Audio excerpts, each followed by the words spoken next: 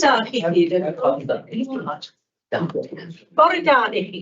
croeso i'r Bwrdd Iechyd Prifysgol yn Island Bevan. Welcome to the board meeting of an Island Bevan University Health Board. Welcome to our guests, and I'll introduce them as we go through. And to those people who are live streaming us, we do hope you find this a useful and informative meeting. I'd like to welcome two new members to the board, Dr. Seema Shrivastava, who is our new medical director. Welcome. I think it's the baptism of fire. Has it been something like that? And Helen Cunningham, who has come to replace Richard as our local authority member. So welcome to you both. We do hope you enjoy it. Yes. Today's meeting will be available for viewing via the Health Board's YouTube channel following the conclusion of this meeting. We have apologies for absence. Well, Leanne will be joining us shortly. She's just sorting something out. Probably from about 10:30. Yes. Okay. Are there any declarations of interest arising from the items on today's agenda? No. Good. Thank you.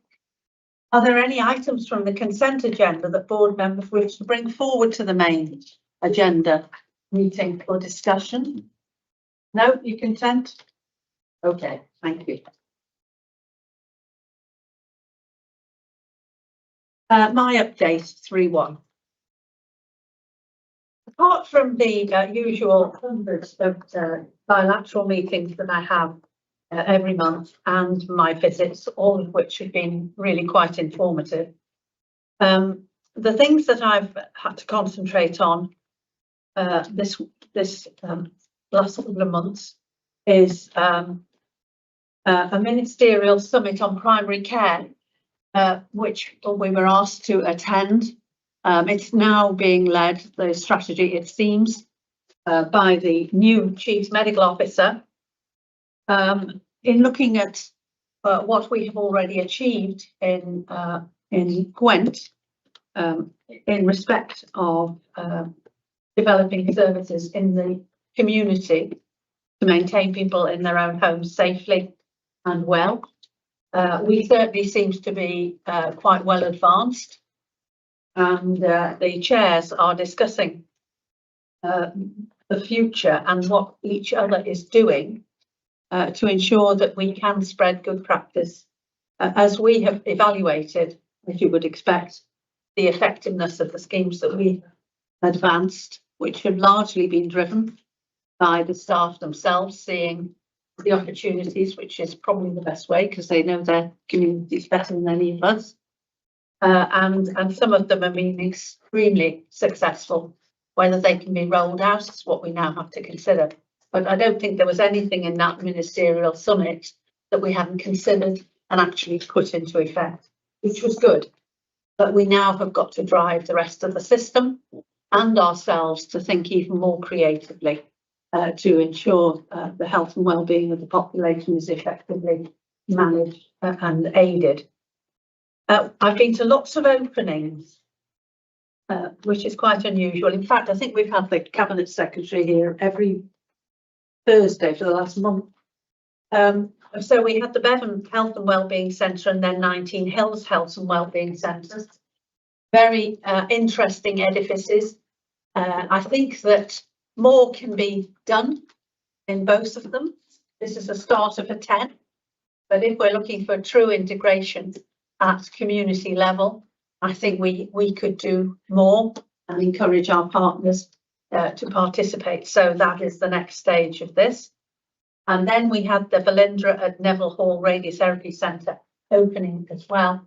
It's a lovely building, and in speaking to the patients and their relatives, I think hugely appreciated by the local communities and of course the surrounding counties, some of which are England, which prevents people travelling for very long distances in transport circumstances. So that has been good.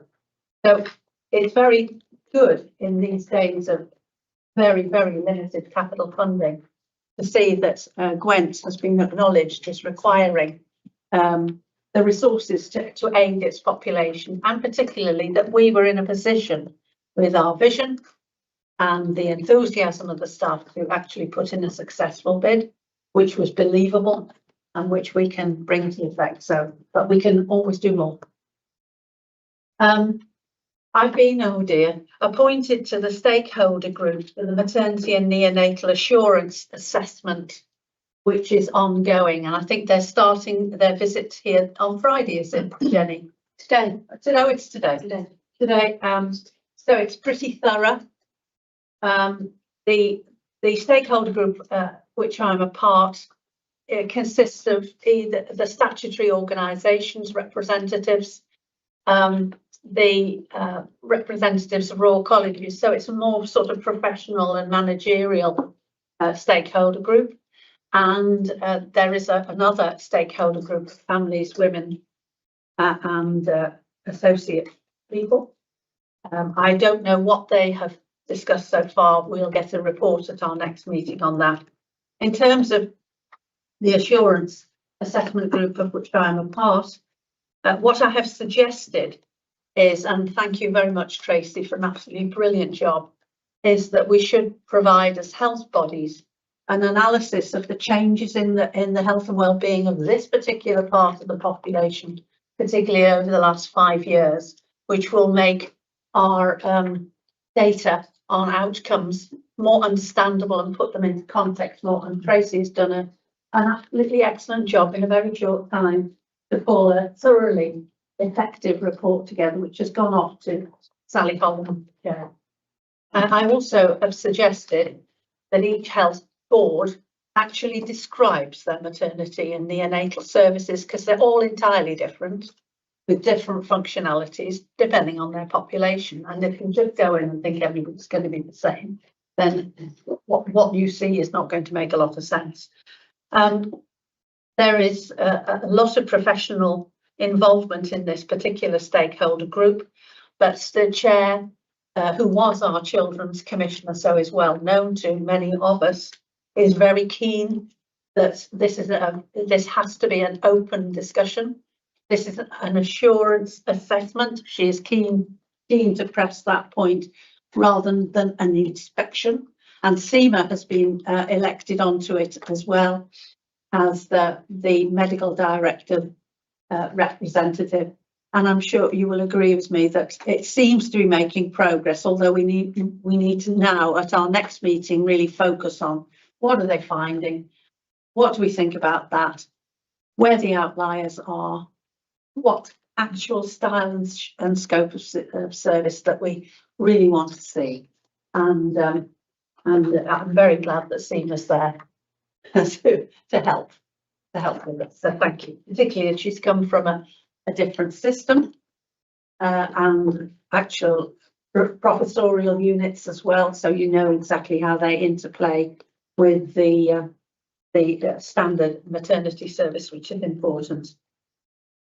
The chairs have had 2 peer group meetings over the past 2 months. There's been an awful lot of discussion of the Cabinet Secretary's proposed assessment of boards. I think that the 4th one, Powys, is today, and we have been eager to learn from each other. And it is very clear that he is exceptionally focused on getting answers to his queries. So keep them short. Don't go on a lot, and make sure you're clear about what your aims and objectives are and what you've actually done. He's obviously focusing on resources and performance mostly, but he's very interested in the quality issues too. So that has been a major issue of discussion amongst the chairs.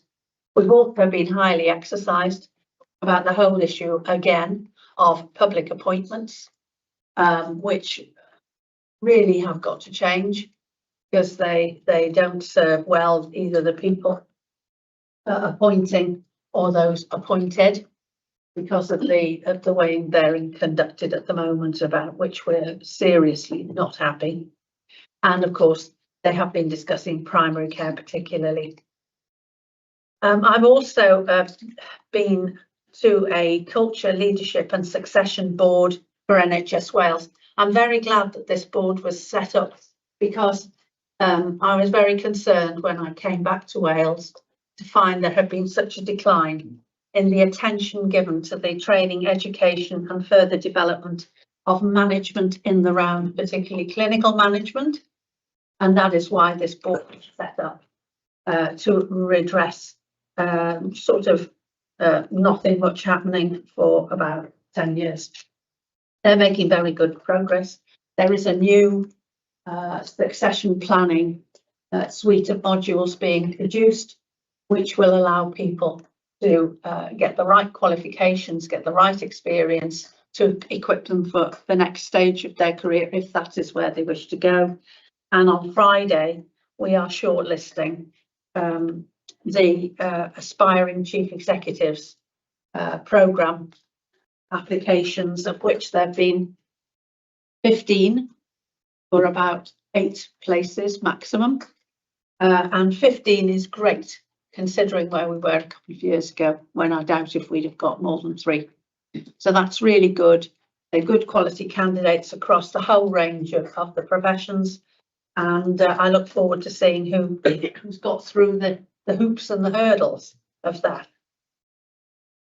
We also held our first meeting of the Regional Joint Committee for South East Wales last week in the Welsh Genomics Centre, and I hope I don't have to go there again, going around the corridor gyratory, not knowing exactly which junction you get off at, but it was quite successful. I think there was a reasonable degree of honesty in the room, and we've got quite a few items on the agenda today which relate to it. And there certainly seemed to be, to me, an atmosphere, and I don't know whether Nick could agree, because she was there too, of openness and honesty, and trying to use the skills and the talents and the resources that we had between the 3 of us to really improve access and outcomes for people as being our primary concern. So that seems to be going all right. So Jonathan has been elected as the chair from CUMTAF, and Kirsty and I are the vice chairs. So that it seemed to go all right, didn't it? It seemed to be quite a positive meeting. So that's basically a gallop through what I've been trying to do. Are there any questions? No, thank you. Nick. Yeah, thank you, Chair. So it's been a busy few months since we last met. We've had particular focus on 2 kind of areas of escalation, as you can imagine, the financial challenges that we are facing. So I know people have been working hard in terms of trying to look at the opportunities to address that, at the same time as trying to manage the pressures that are in our system, particularly around urgent emergency care. I think when we met, we might have just made the decision around masquerade, and we've seen early peaks in respiratory viruses in our hospital much earlier than we anticipated.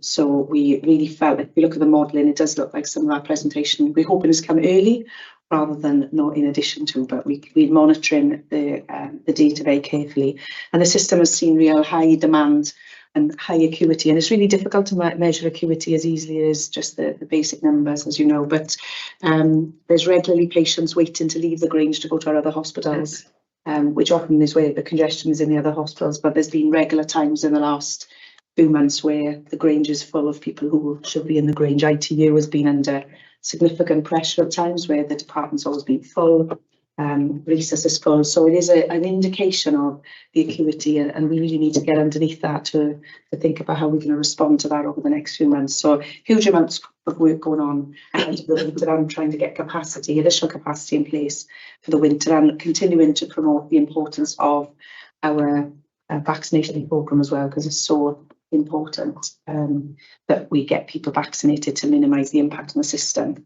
And as you know, we'd just started Our Next Patient initiative just before we met the board. We've seen some significant improvements in ambulance lost hours in particular, and long stays in the emergency department during September and October.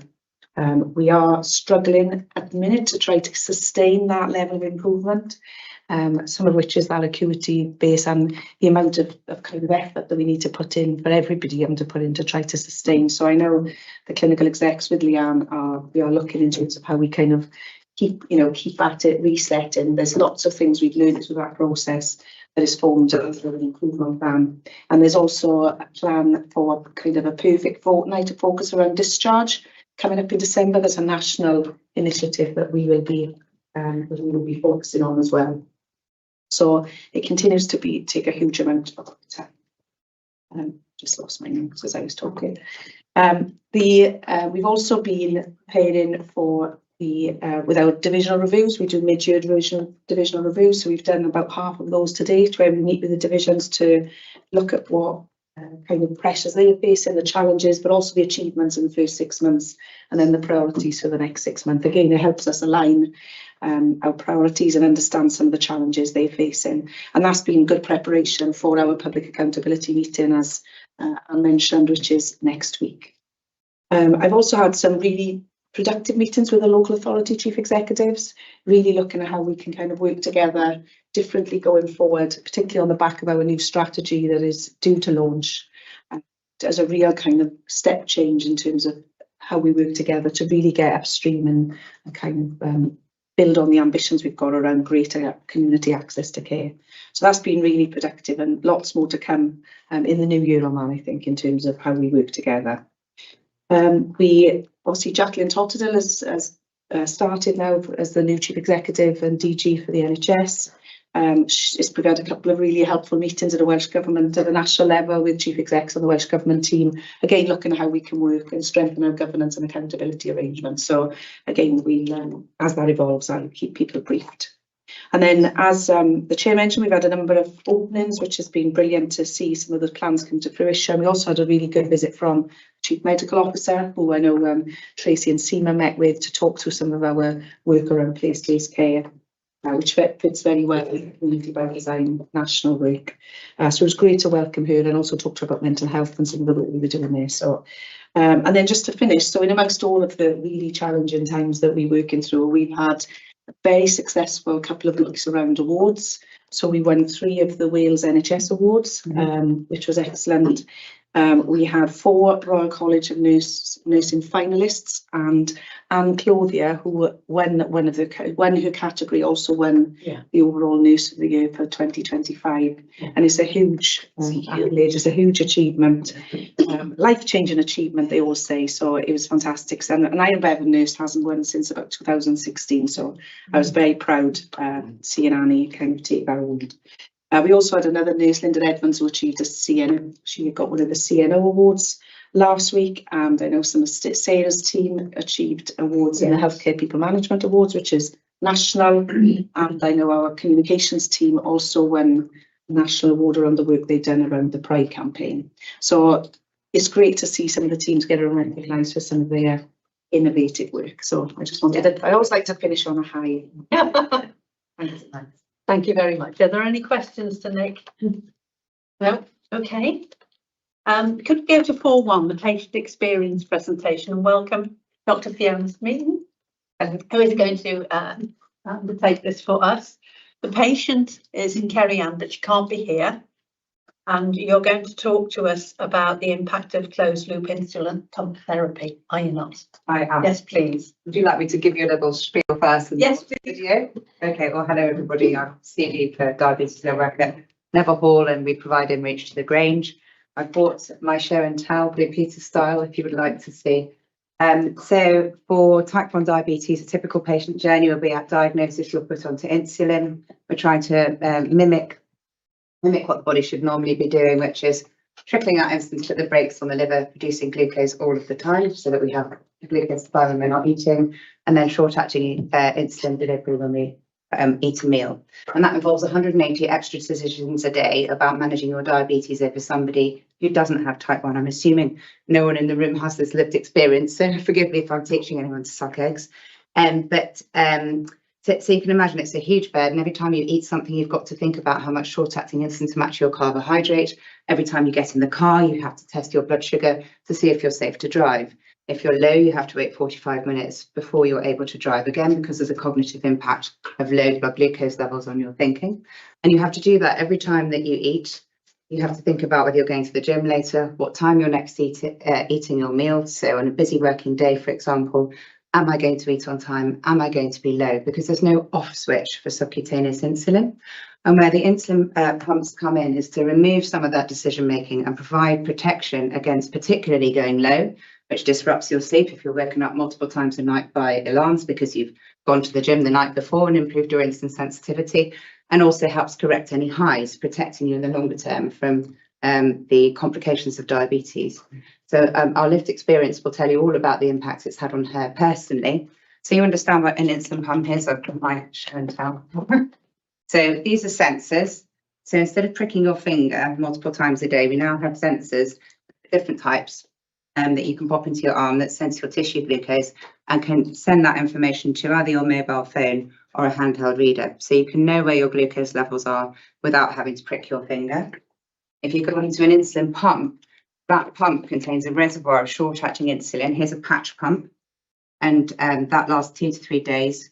And that trickles out 24/7 and removes the need to inject, but it also works with the sensor, which tells you where your tissue glucose levels are, puts that through a mathematical algorithm, which understands your insulin requirements and your insulin sensitivity and where your glucose levels are projected to be. And then this little number will infuse the insulin under the influence of the algorithm so that you don't have to think about the on-off switch of your insulin dose adjustment. You still have to think about how much insulin you're going to need if you're going to eat a meal, because it doesn't know if it's a roast dinner or a salad, and it doesn't know if you're about to go for a 5-kilometre run. There still is a huge degree of learning that goes into putting someone on insulin pump therapy so that they're able to operate it safely. This is the other type of pump we have, which is a tubed pump. Here are 2 examples. So this tube, and here it is. So this is again the same principle of a glucose sensor going through a mathematical algorithm that's controlled in the pump in this instance, handheld device in the other, and some tubing that you attach and a pump that you can then wear either on your belt or wherever you choose to hide it. And that again infuses short-acting insulin 24/7. So the background insulin works almost like an artificial pancreas. It's missing a few hormones, but it will adjust that background infusion rate of the insulin, removing all that vagaries of your once daily or twice daily long-acting insulin. But you still again have to make those calculations around eating and exercise. So that's insulin pump therapy in a nutshell. The 2 biggest benefits that people report when they come into clinic having been started on insulin pump therapy is that they have to think less about their diabetes. So the extra 180 decisions that you make a day about your blood glucose levels and how to manage your diabetes are reduced, improving quality of life. They also report that for the first time since diagnosis, they've had a good night's sleep, knowing that this will cater for any low readings overnight. Their alarms won't be going off all night, waking them up, and they then won't feel groggy in the morning, be late for work because they've had to wait to be able to drive their car. So it's a huge impact on their quality of life. As a clinician, obviously, we want to look at prevention of complications, and this is evidence-based, NICE approved technology that we know improves control. So you move to 80% time and range from sometimes much worse than that. And you will see a significant drop in HbA1c, which is what we measure as the average glucose control that we do in the clinic. And you can see it just drops off a cliff. When people go onto insulin pump therapy, their control naturally improves. And so you're then looking at that investment of quality of life and prevention of complications 5, 10, 20, 30 years down the line, because we're in this for a long time. And there's no holiday from type 1 diabetes. No one gets a day off. So this makes such a significant difference to people who go on pump therapy. And I think our patient's going to tell you more about it from their lived experience on the video. Can I answer any questions on the pump itself, or should we go straight into the video and then have a conversation afterwards? Oh, I think straight on. Straight on, okay.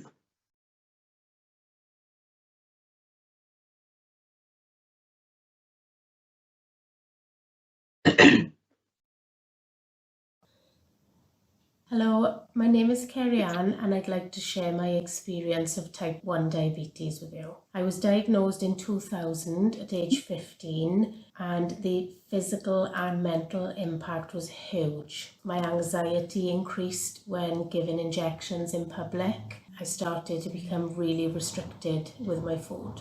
During pregnancy, I had the added stress of multiple finger pricks a day to ensure my blood sugar was in range for the health of my baby. This was extremely stressful whilst trying to work. My social life changed dramatically. I avoided attending social gatherings through embarrassment of giving injections or testing my sugar in front of peers. The planning it would take to go to events was so immense, I ended up avoiding a lot and just staying home. In 2016, my control was improved with the insulin pump and the Libra. The Libra allows you to scan a device and it tells you what your sugar level is, but the huge improvement came with the closed loop system. The closed loop system administers insulin based on a continuous glucose monitor reading and adjusts to your target range. The closed loop system has completely transformed my life. Before I started using the system, diabetes absolutely consumed me. It was the first thing I thought about when I woke up, the last thing I'd think about before going to bed, and multiple times throughout the day, how certain things would affect my sugar, activities, food, emotions. I constantly worried about hypos, especially at night, and would struggle to sleep. The fear of waking up high in the morning and having to correct myself throughout the day, I felt absolutely hopeless. My days were a constant cycle of managing highs, fixing lows, and just trying to survive. Huge improvement came with the closed loop system. I finally sleep soundly through the night. My mental health has improved in ways I never thought possible, and my outlook on the future is bright. I used to worry about long-term health complications and being a burden on my family. Those fears are gone. Even my relationships have improved. My husband and I are closer because I'm no longer fatigued every day with no energy to interact. My relationship with my daughter has also improved. She supported me massively growing up, way more than a child should, helping with low snacks, offering emotional support. Now I feel our relationship is much more balanced. I feel more positive about social events, travelling and physical challenges. Last year I even climbed Snowdon alone in 2 hours and 59 minutes. A personal achievement I never would have attempted before the closed loop system. Driving is much easier with the closed loop system. I can glance down at my watch and check the trends, and my insulin will cut off if there's a down arrow to avoid a hypo. And not that I advocate regular alcohol consumption, but during events and nights out, I used to drink very cautiously vodka, tap water and lime, even when attending bottomless brunches with friends. But now, with the system, I enjoy the odd cocktail, knowing that my sugar will eventually balance out. I no longer feel like a burden on family and friends. I'm more confident, no longer needing to check my levels constantly by finger pricking. Just one glance at my watch and I know. The changes aren't just emotional, they're measurable. My HbA1c dropped from 59 to 43 in just a few months. My time in range averages 80%. That's something I never could have achieved without the closed loop system. And perhaps more surprisingly, my relationship with food has changed. I now enjoy meals I once avoided out of fear of going high. It still takes some planning and maintenance, but nowhere near the effort required with an insulin pump alone. I will be forever grateful for the team at Neville Hall for helping me regain control, for transforming my life in ways I can hardly put into words. Now I feel almost half diabetic.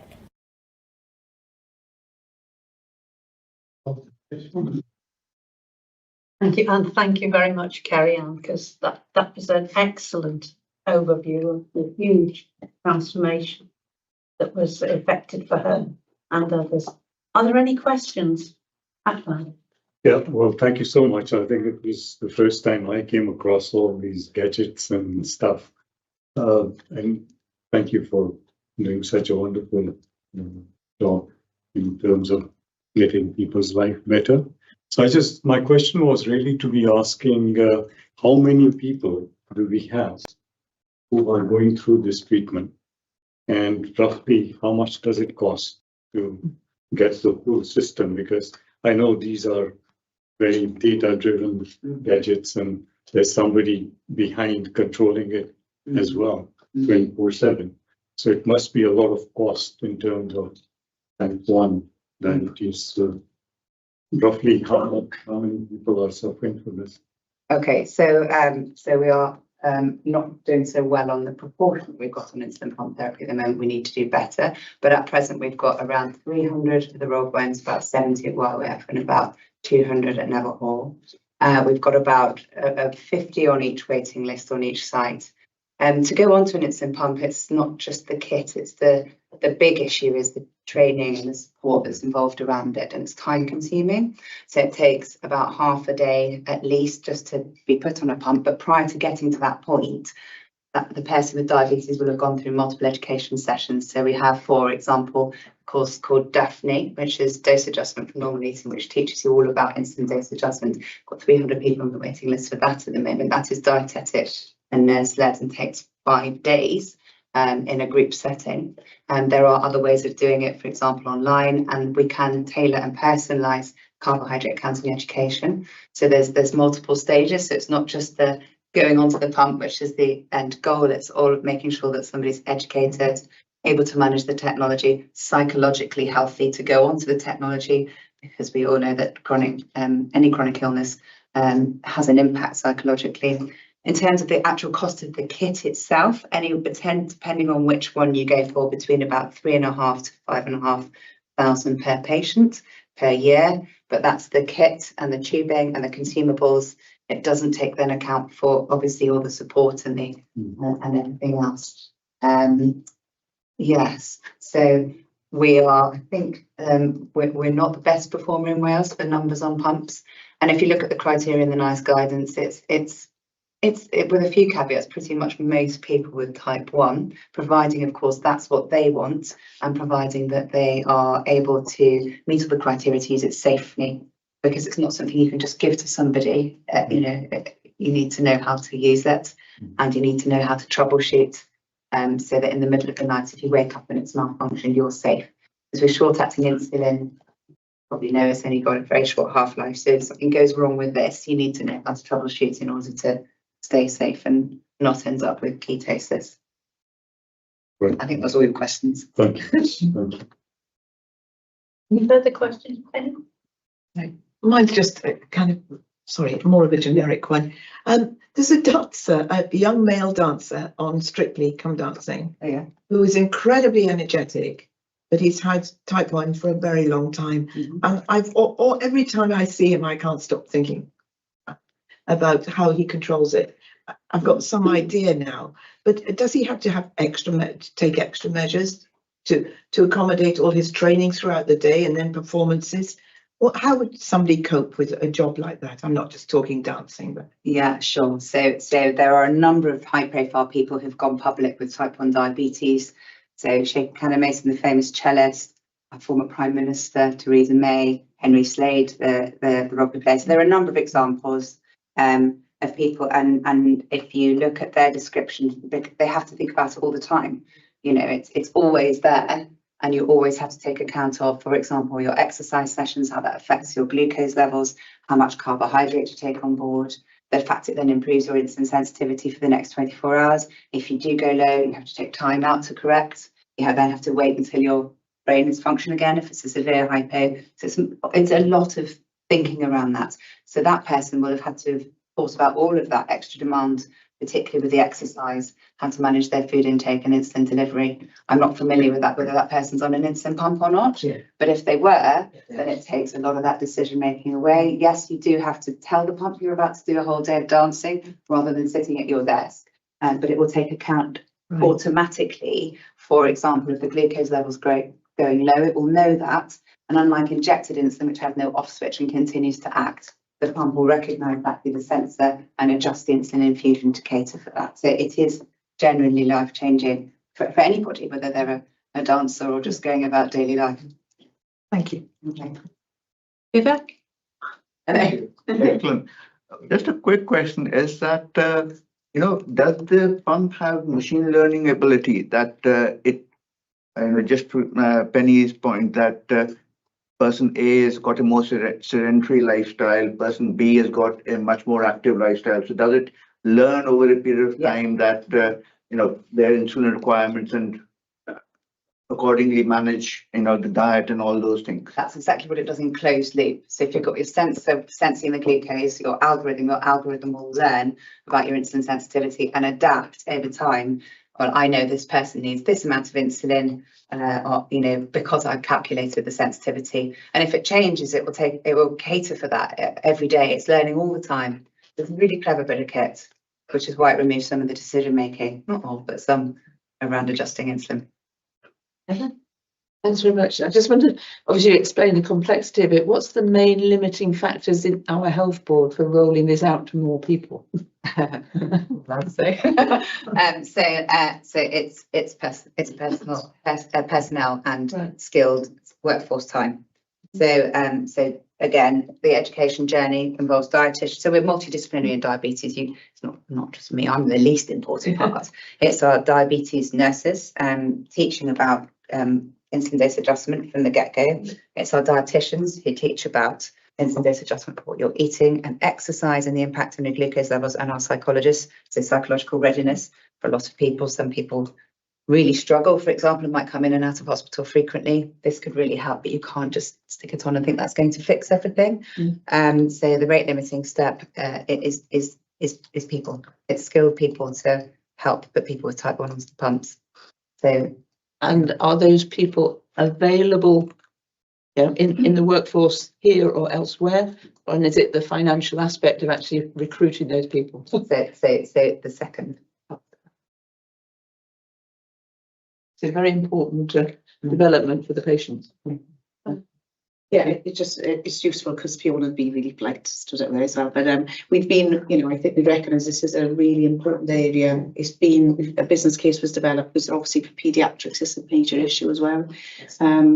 So a business case was developed a couple of years ago, which has got a really strong value case because, as Fiona has said, the impact this has on people's lives and how it presents. But I think off the top of my head, it was 5 million plus, and the affordability challenge. And so we've been incrementally trying to implement that business case through pumps, obviously, are very expensive. But then also we prioritised nursing, but we had to kind of key crossroads again now, I think, in terms of the numbers on there and the waiting list in terms of the investment in psychology and medical staff probably is where your gaps are, in addition to the cost of pumps with the waiting list.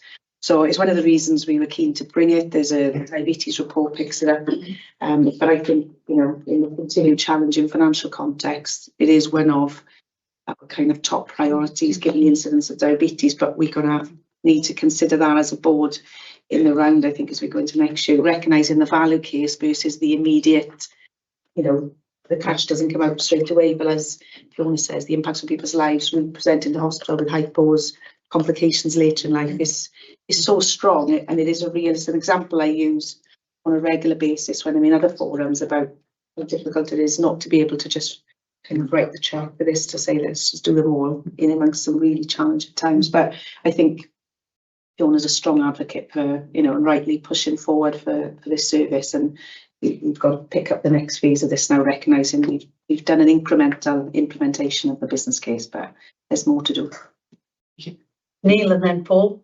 Nicola, you perfectly guessed my question, so you answered it perfectly. Thank you. Okay. Paul. Could I ask why is it, first of all, excellent presentation, and I'm glad we're shining a light on this particular topic because I think it's a really important one. Why has Wales got the highest diabetes in the UK? Okay, so you're lumping all diabetes together there. I'm talking about type 1 with the pumps. Okay, so that's Jen, I was reading the report and I suddenly thought. Yeah, well, the report will probably start to explain that. But it's always an interaction between genes and environment. For the vast majority of people, we're talking about type 2 diabetes rather than type 1. Right. Type 1 is autoimmune driven, so that's an interaction between genes, environment, and your immune system. We don't fully understand what the immune switch is to turn on that destruction of beta cells that produce insulin. So that's one population. You've then got your 95% plus with type 2. And again, it's an interaction between genes and environment.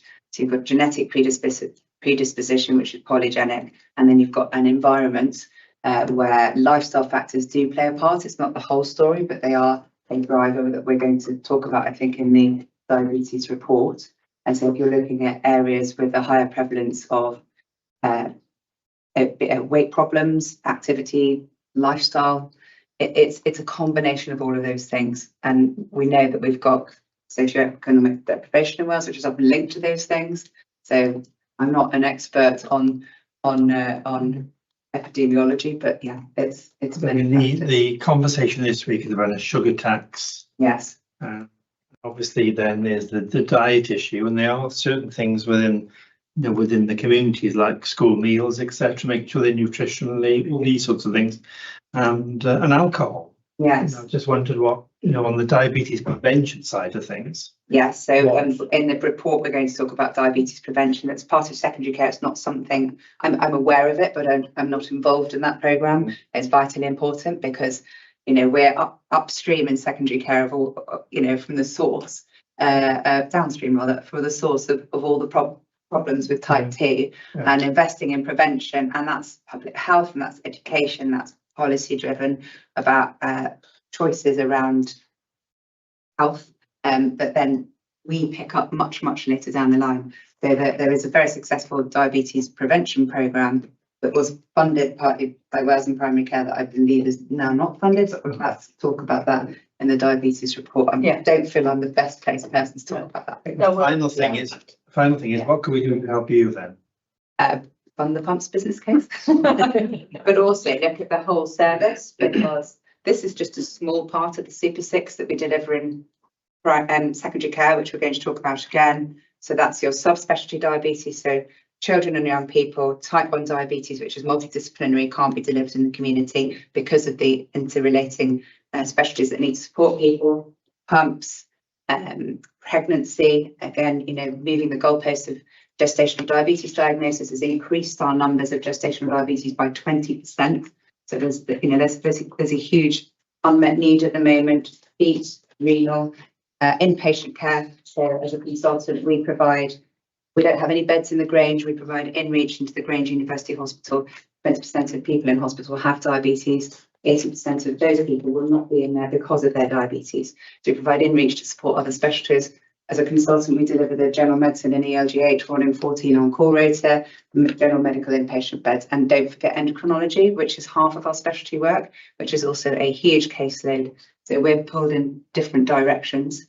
And then you've got primary care as well. So there's so many things to think about in the diabetes sector. Just huge thanks to you and the team, and also to the person involved in the case study. It was really quite powerful. Yes, thank you. Akmal, is this specifically for Fiona or relating to the diabetes? No, I think it is basically, I just wanted to get a bit of information on the preventative side. Shall we hold that then till Yeah. Thank you. That's fine. Thank you. Thank you very much. Neil. That was really helpful. Well, Thank you very much for the patient, and she was extremely good. Tracy, then the diabetes annual report. Yeah, thank you, Chair. And thanks, Fiona. I think diabetes is probably, and we know it's significant. It's a national priority, and it's also highlighted as a priority within our own strategy. And the reason why it needs significant focus, we've had a huge drive around looking at preventable premature mortality, and within that we also need to think about preventable premature morbidity.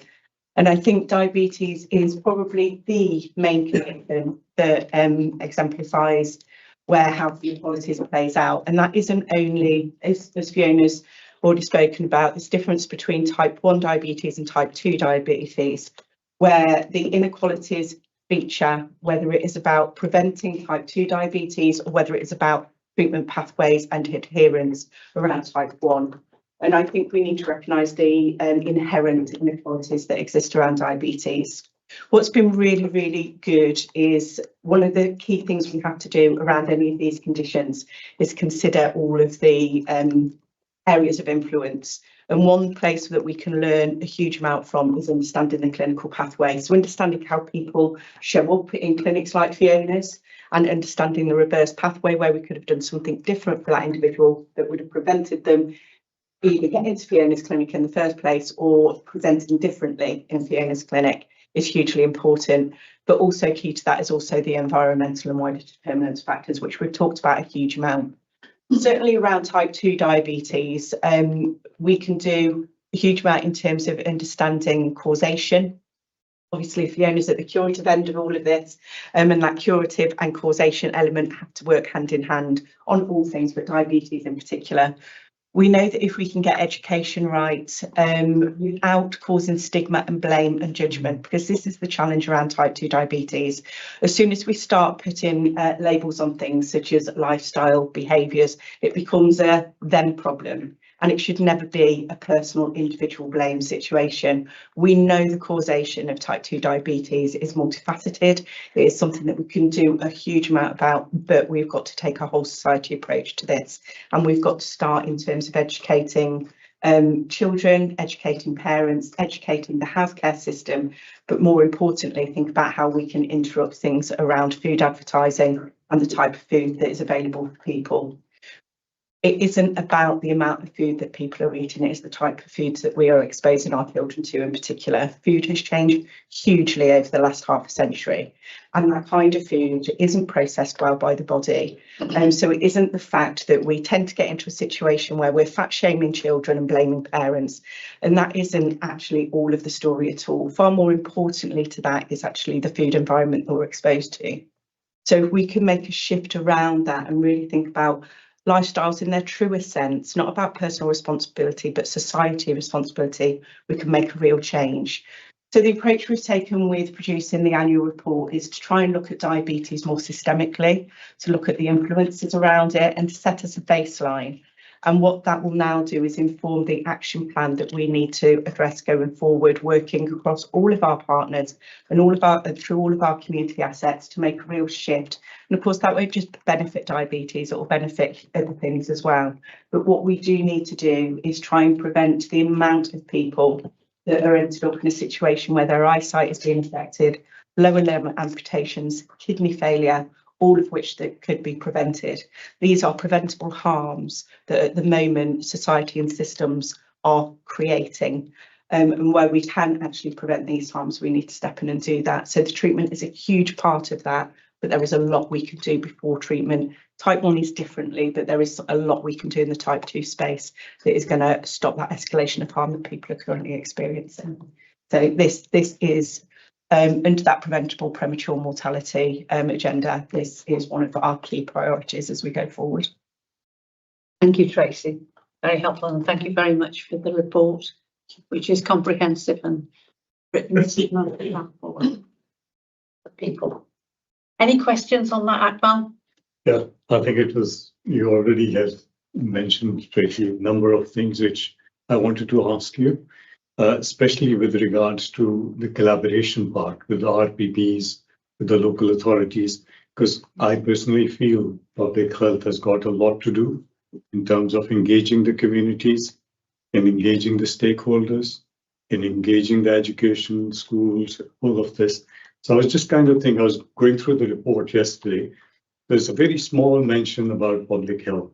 There's just a link as to what is going. I didn't click the link to see all what was happening. But as a board, I mean, what are the practical steps that we are taking in the last maybe 6 months, or we will be taking in the next year? What kind of teams, what kind of programs, what's the comms doing to be able to raise the awareness of this issue? And I mean, generally, I mean, just wanted to be assured that we are doing something about it. Yeah, no, and there's a lot going on. So the report is an annual report, so it is a look back and it's setting our intention to go forward. And it's been written collaboratively across the clinical teams, our dietetics teams, and also public health. What we've done over the past 12 months is run a series of community conversations called the Great Weight Debate, where all of this has started to surface.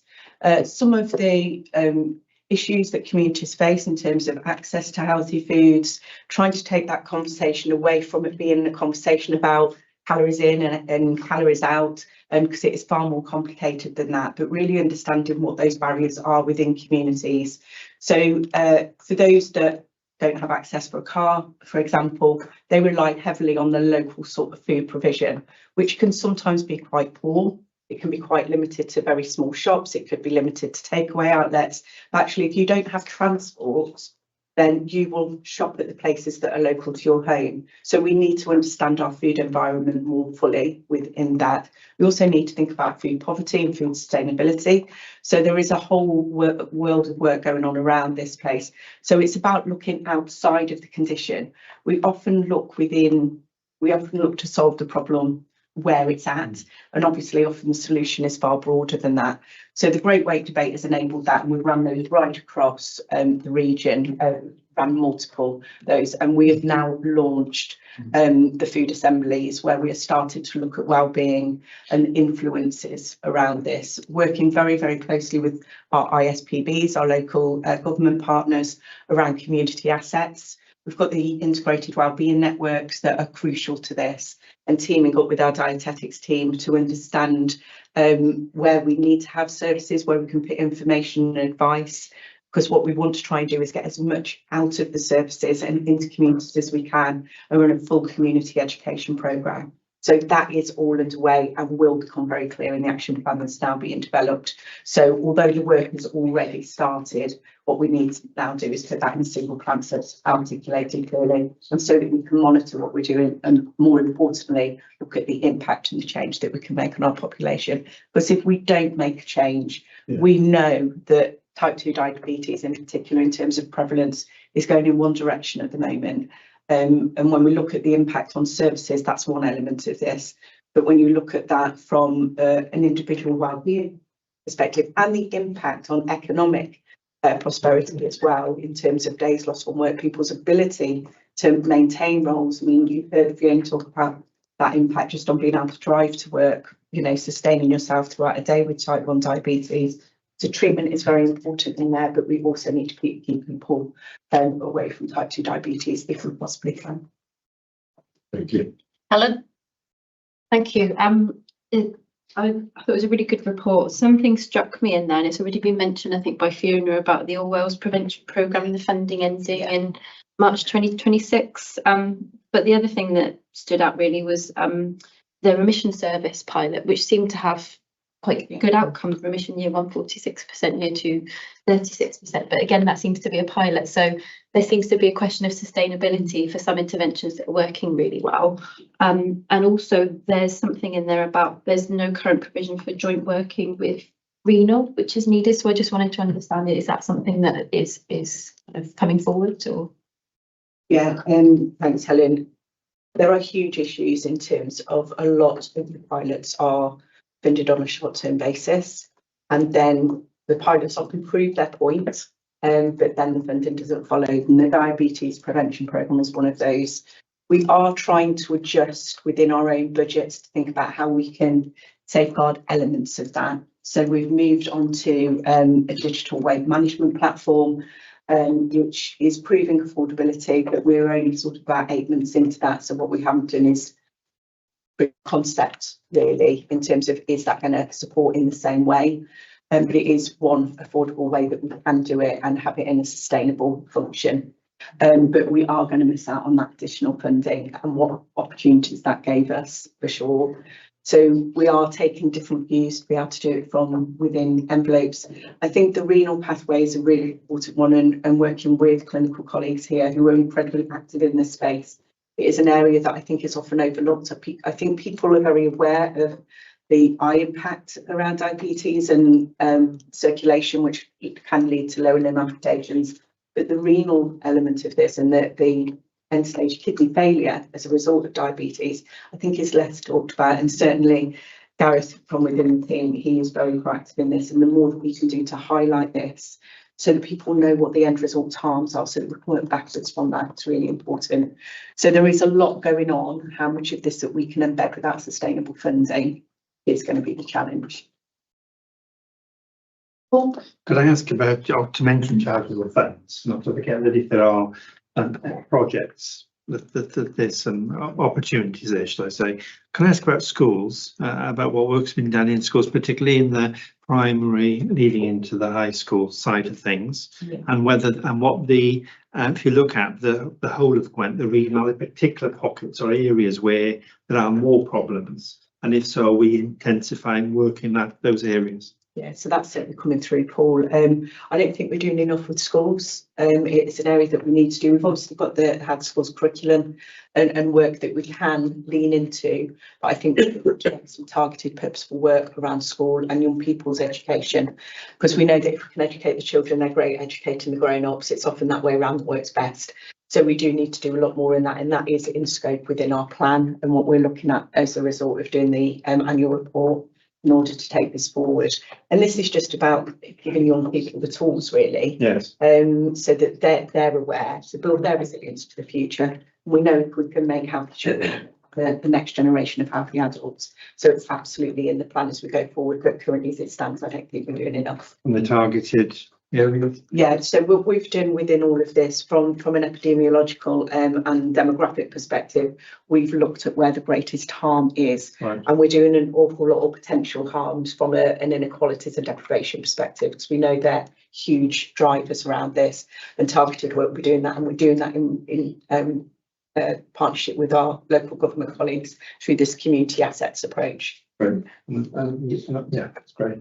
I noted in the case study that the person was 15, and I suddenly thought, well, actually, because then it's a lifetime potentially, so it's important. Yeah, but it's that life stage, isn't it? I mean, I don't think there is ever a life stage that the impact would be less than, but for a young teen, that is potentially life changing. You know, the way that Kerry Ann talked about how she had to modify her social outgoings, how she interacted with her friends. I mean, this is a health condition that impacts on every aspect of a person's life. It's the 8% of the population that concern me, because if you're thinking about schools, for example, and 8% of that, young people group, I mean, I think an awareness is absolutely crucial. And that will be 10% by 2035. Well, that's the worry. Yes. Thank you for that.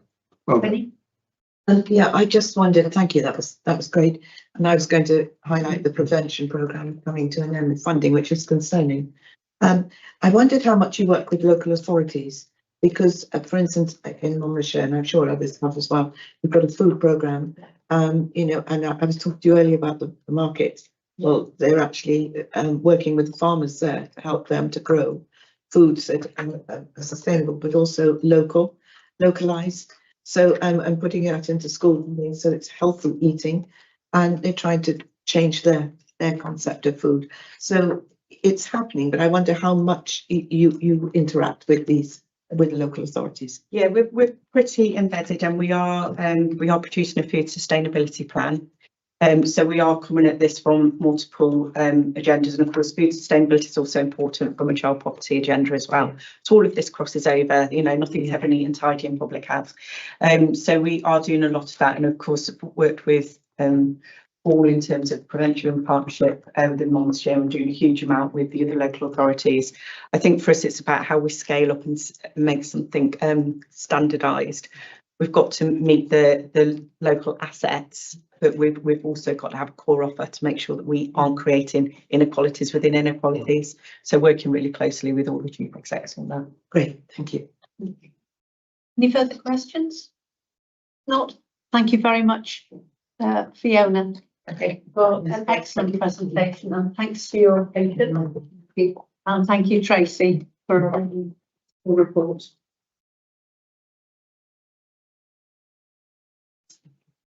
thank you. Thank you. Thank you. So, bye. Could we move on to 4.2, the report from Slice and Lisa? Thank you, Anne. Good morning, all. Hope you are well. I just wanted to really pull some key highlights out of the report. I appreciate you've all had it prior to the meeting of Slice area focus for Gwent and feeding in to national work, particularly around the Carers UK State of Caring report that I've included in the report as a link for your information. And I guess I just wanted to flag that we've done quite a lot of work engaging with individuals, families, and the third sector in particular around support for carers. And that has fed our close response into the Senedd inquiry around improving access to support for unpaid carers. And there's some key areas I just wanted to flag and share with you today, particularly around mental health and well-being. The report in particular highlights real high levels of stress and anxiety and isolation. And we are here, and it's really heartbreaking to hear stories from individuals and families around feeling invisible and at breaking point, and that if they seem to be coping, there's very little support. So for us, it's just about going under the skin of that so we can share with yourselves and local authorities and third sectors around what more can be done to provide that easy access support at the right time for carers and the people who are being cared for. And then also brings me just to focus on access to support.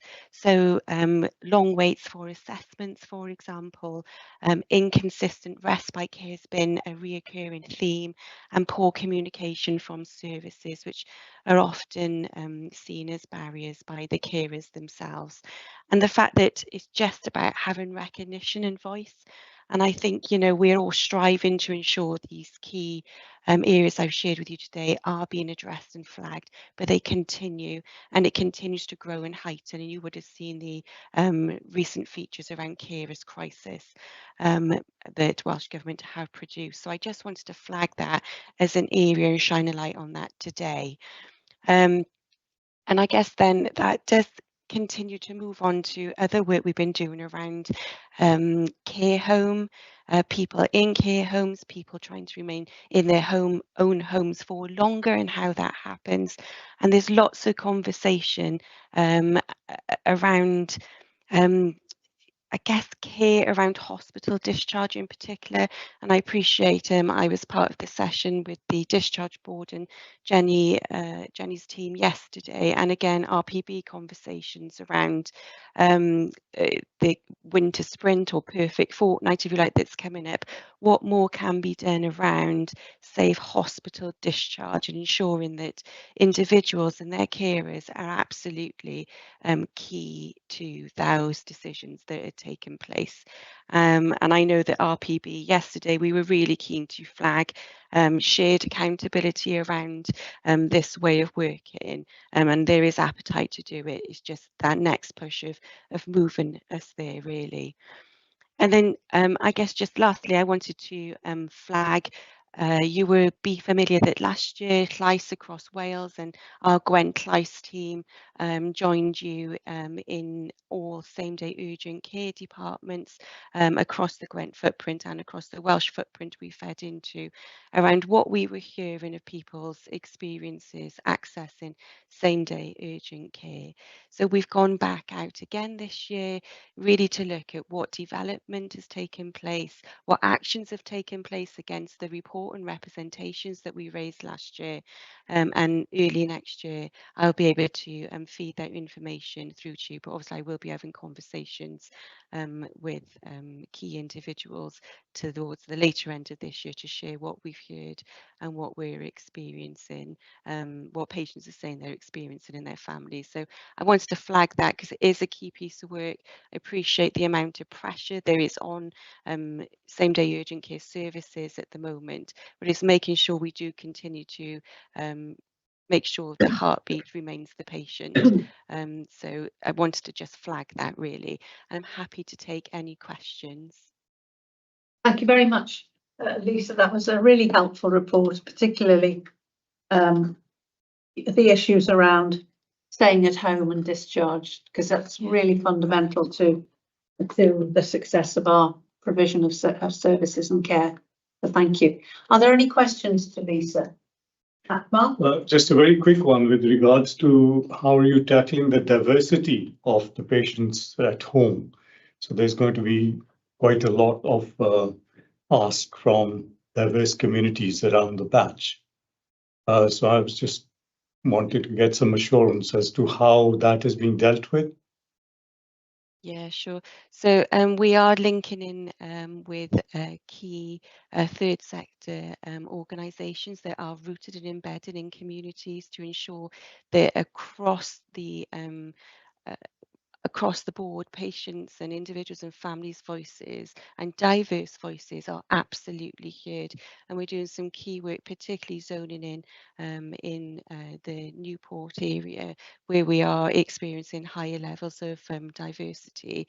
If you've got any key areas that you think that we should feature or zone in on, please do let me know and we can do that. But we're absolutely committed to ensure that diverse voices are heard throughout all the work that we do, and in particular this piece of work. Thank you. Anything further? No. Thank you very much, Lisa. That was very helpful. And we look forward to seeing the results of the next stage of your analysis and investigation. Thank you. Thanks. Could we move to 5.1, please? Neville Hall Hospital Strategic Outline Case. Hannah, you're going to be talking forever today, I see. Again. I'll try and keep the intro brief, recognising we've had a few board development sessions on this agenda. So the purpose of this is to get board support to submit the strategic outline case for Neville Hall into Welsh Government. And as I said, we've explored this at a few development sessions. Just to remind colleagues that the purpose of the SOC is to set out the case for change for investment, recognising that we've got two further gateways in terms of business cases with increasing information and granularity through those next business cases. And so as the SOC sets out the real case for change and rationale for this ask for investment is the presence of reinforced autoclaved aerated concrete, which we've become familiar with as RAC in Neville Hall, and the risks associated with the prevalence and presence of RAC on site. So whilst we are working very closely with our professional advisors who are experts in this areas of RAC and supporting lots of hospitals in a similar situation across the UK, and they are supporting the management and mitigation of those risks, the only recommended long-term solution is to actually eliminate RAC or, disavail ourselves of the areas with RAC in them. And for context, Neville Hall Hospital is considered a whole RAC hospital, meaning the presence of RAC, if not addressed, poses a longer term safety risk. So the recommendation really is that it's not about removing the panels, it's about re-providing the requisite space and hence the development of the strategic outline case. Whilst we know we have to address the risk, we've obviously, as we previously talked about, taken the opportunity to make sure any investment we drive value for money in looking at the nature of the services we provided there, right sizing the capacity and considering any opportunities to rationalise and really make sure that ask for investment is, as I said, a value for money kind of level. The case for investment in Neville Hall is fundamentally built on the premise so that Neville Hall remains a site of strategic importance to us as part of the network that our system is really built on. Nicola herself touched on it in her update in terms of our need to flow patients through our system, either into the Grange or from the Grange. And it's got Neville Hall has an important role in supporting both the urgent and emergency care system, so not just step downs from the Grange, but an MIU, urgent primary care, and that assessment at the front door. Just for references, at the moment there's circa 200 beds in Neville Hall, which are pretty much always in use. It's also really a strategic role in terms of supporting the national policy around care closer to home and access to those high volume, low acuity and elective activities, so day cases, diagnostics, outpatients, and indeed it's a site of a centre of like a hub for many services. The diabetes centre that Fiona referred to is indeed based in Neville Hall, as is a gynae ambulatory centre. And also finally, in terms of its strategic importance, it's got strategic importance for the region. it was identified, there's a reason why it was identified as a site for the satellite radiotherapy unit in terms of the travel times analysis. So we know we've just opened that unit there, and it is the for the same reasons that a hub for South East Wales cataracts. So whilst we know we'll come on to it in a later item, we further work to do on refreshing our clinical services plan, building on the work of Clinical Futures plan. We know that Neville Hall will feature strongly in that, and we need to get through this first gateway in terms of SOC to support that more detailed planning. The SOC sets out the emerging service and clinical model, which and then identifies the space required to deliver that, and that will eliminate RAC. The language of a SOC is a preferred way forward rather than a preferred option. That comes through the OBC detailed analysis, but the preferred way forward is that we sort of decommission the areas with RAC and develop a new build, and at the same time, whilst we retain those H blocks, ward blocks, do some investment and upgrading of those areas. There are obviously, as identified in the SOC, an option for future phases in terms of using the site more strategically in terms of North Gwent and the Maindif Court reprovision. The cover paper as well touches on the engagement exercise that was undertaken. We've engaged with staff, communities and stakeholders in terms of that case for change, and the principles and emerging thinking, and the paper summarises the feedback in that respect. So ultimately it's an ask of the board to approve the onward submission of the strategic outline case to Welsh Government. At this stage, at SOC level, the estimated investment is 474.4 million for that first phase. Now that is a significant amount of money, recognising the level we're at. So there's a significant amount of what's called optimum bias, so circa 25%. And I guess another word for it is contingency, because recognising the further detailed planning that's needed, and that ask would go against the All Wales Capital Programme. So whilst further work needs to be done, there's relatively, in terms of capital ask, a modest revenue implication identified at the moment, but noting at this stage we're not asking the board to improve that revenue investment. That will come when we come and do work on the OBC. So what SOC endorsement will do is, if supported by board and Welsh Government, will enable us to access fees. So Welsh Government will pay for us to engage with a supply chain partner. We'll bring on board lots of skills and expertise to do that next phase of detailed both service planning, operational planning, and critically the capital and infrastructure and testing. It will enable us to work with them to test, to drive those costs down in terms of modern methods of construction, efficiency opportunities, and testing those costs in a market space. It will also enable us to work with them and our teams in a more focused way around service and demand and capacity modelling, and we'll be feeding in the work we're going to be doing on the clinical services plan, and similarly that will link with the workforce requirements, which will really underpin those more robust costings. We will also then, as part of OBC development, be looking at wider public engagement consultation on the advice. We'll be working with Llais on that in terms of the appropriate time and methodology and approach, and critically as well, that all of that work will help us finalise those finance and the costs not to exceed from the capital and the revenue implications.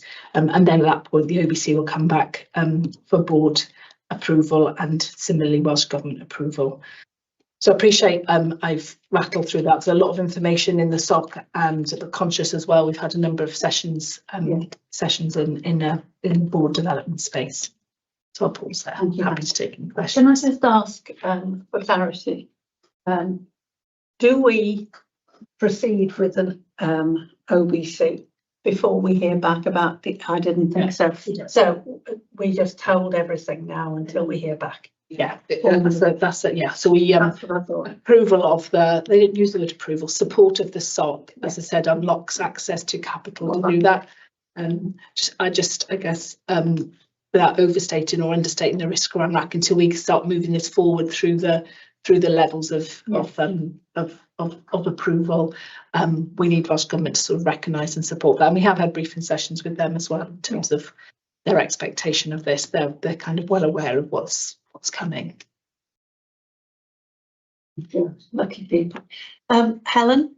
It was just a follow-up from your question, Anne, really, about the kind of sequencing of what we do dependent on Welsh Government. So do we know how long we would be waiting to hear from Welsh Government on what we're putting forward to them? That's really, really good question. I'm not able to really clearly answer that because of the impending sort of elections next year. Typically, it would be, you know, it can take anywhere between 1 to 3 months for an approval, depending on the size of the investment. Having said that, recent business cases at an OBC stage that have been with Welsh Government have been turned around very quickly. Some have been turned around not so quickly. So that hasn't affected us. I would anticipate that maybe a decision on this will happen after, you know, the election period, depending on how quickly they can get through the processes if you think the pre-election period starts. So it's difficult to calculate. In that meantime, we will continue to have to manage those risks in line with the latest guidance. It's still a change. Well, thank you, Alan. It was a huge read, a very, very well presented. Thank you so much. The only thing that I wanted to flag or get my head clear about that was between 4.4B, which is what you're suggesting, 474 million, versus 5.1, which is 525, including the MCH. Yeah. So my thinking was that what made you so convinced to come up with 474 and not go for 525, whilst we are still in that stage where we can maneuver things? Yeah. And especially given that it is going to take, you know, as Helen asked about how long it is going to take, there's going to be quite a bit of inflation, cost of change, this and that. So if you're sticking to 474 as a case, as a baseline, how convinced we are that this is a good figure?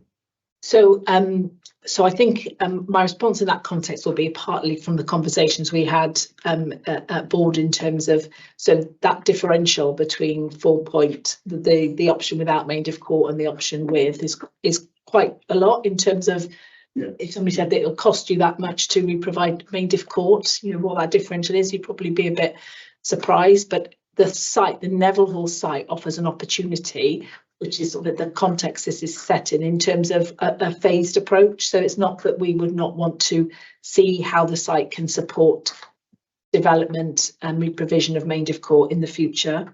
Indeed, other developments, it's a large site, and we actually, you know, in terms of what's required for it, we would be, as part of this process as well, looking at what sort of master plan for the site is, that not only sort of solves and responds to the RAC challenges, but leaves an opportunity, a bit like we've done with the Llanfairpwll Grange. There's still opportunities for further development on that site. So it's not that we would no longer pursue a future option to bring that. It's just in terms of where our main risks are and trying to do that in a phased way, and start off with the re-provision or the sort of decommissioning of the RAC areas. So but happy to take a steer from the board if they'd like to explore that differently. And we will, of course, be reviewing all of this as part of the OBC as well. So we don't not look at that option when we get to OBC, so we can come back into play in terms of testing in that more sort of rigorous way as part of the OBC process. There seems to be issues sort of every week coming up of problems with hospitals throughout Wales. And involving capital spend. Have we got a list of all the capital spend throughout Wales and their prioritisation? So what we have got from Welsh Government is a confirmation. They have confirmed to us that their priority this isn't a promise of investment, but their priority for receiving ask for investment are around Neville Hall and St Woolas for us. So when they've looked at the totality of ask across Wales, they've said this is where we want you, in terms of this is where we're expecting to, you know, an ask and business cases to come in.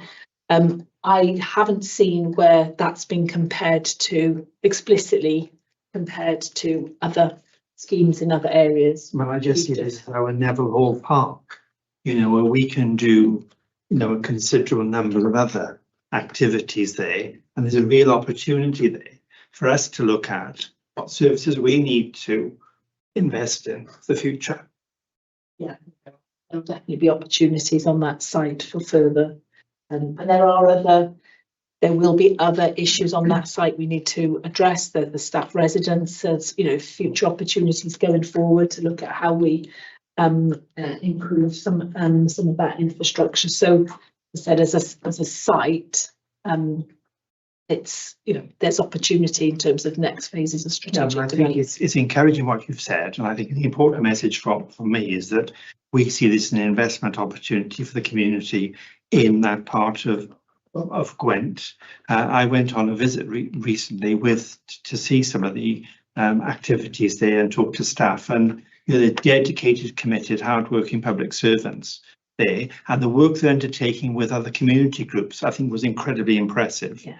So all that's going on there, I think I endorse, but I just think that, you know, if we've got this once in a lifetime opportunity, then we could look at our own, you know, and if it's a priority for us, then let's be creative and innovative.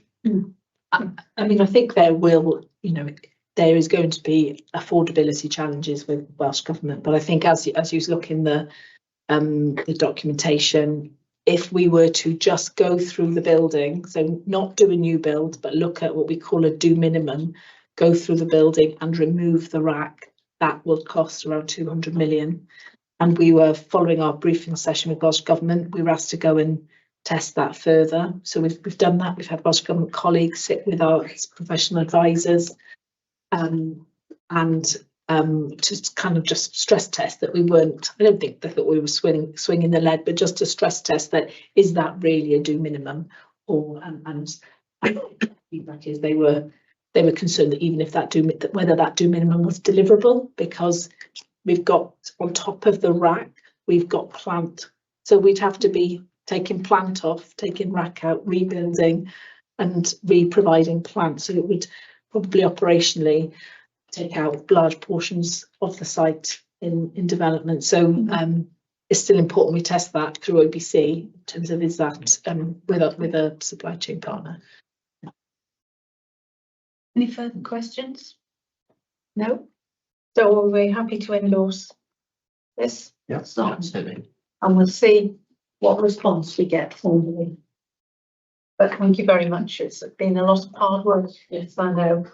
And I think it's a meaningful document that's been produced, so thank you.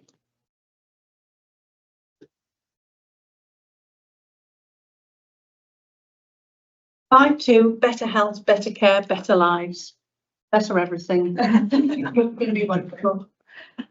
Thanks, Chair. So again, we've explored this as part of the last board development session. So the board approved the strategy in the July meeting, but there's nothing unless we've got a line of sight to. So what are we going to do to reorientate ourselves in line with the intentions set out in the strategy?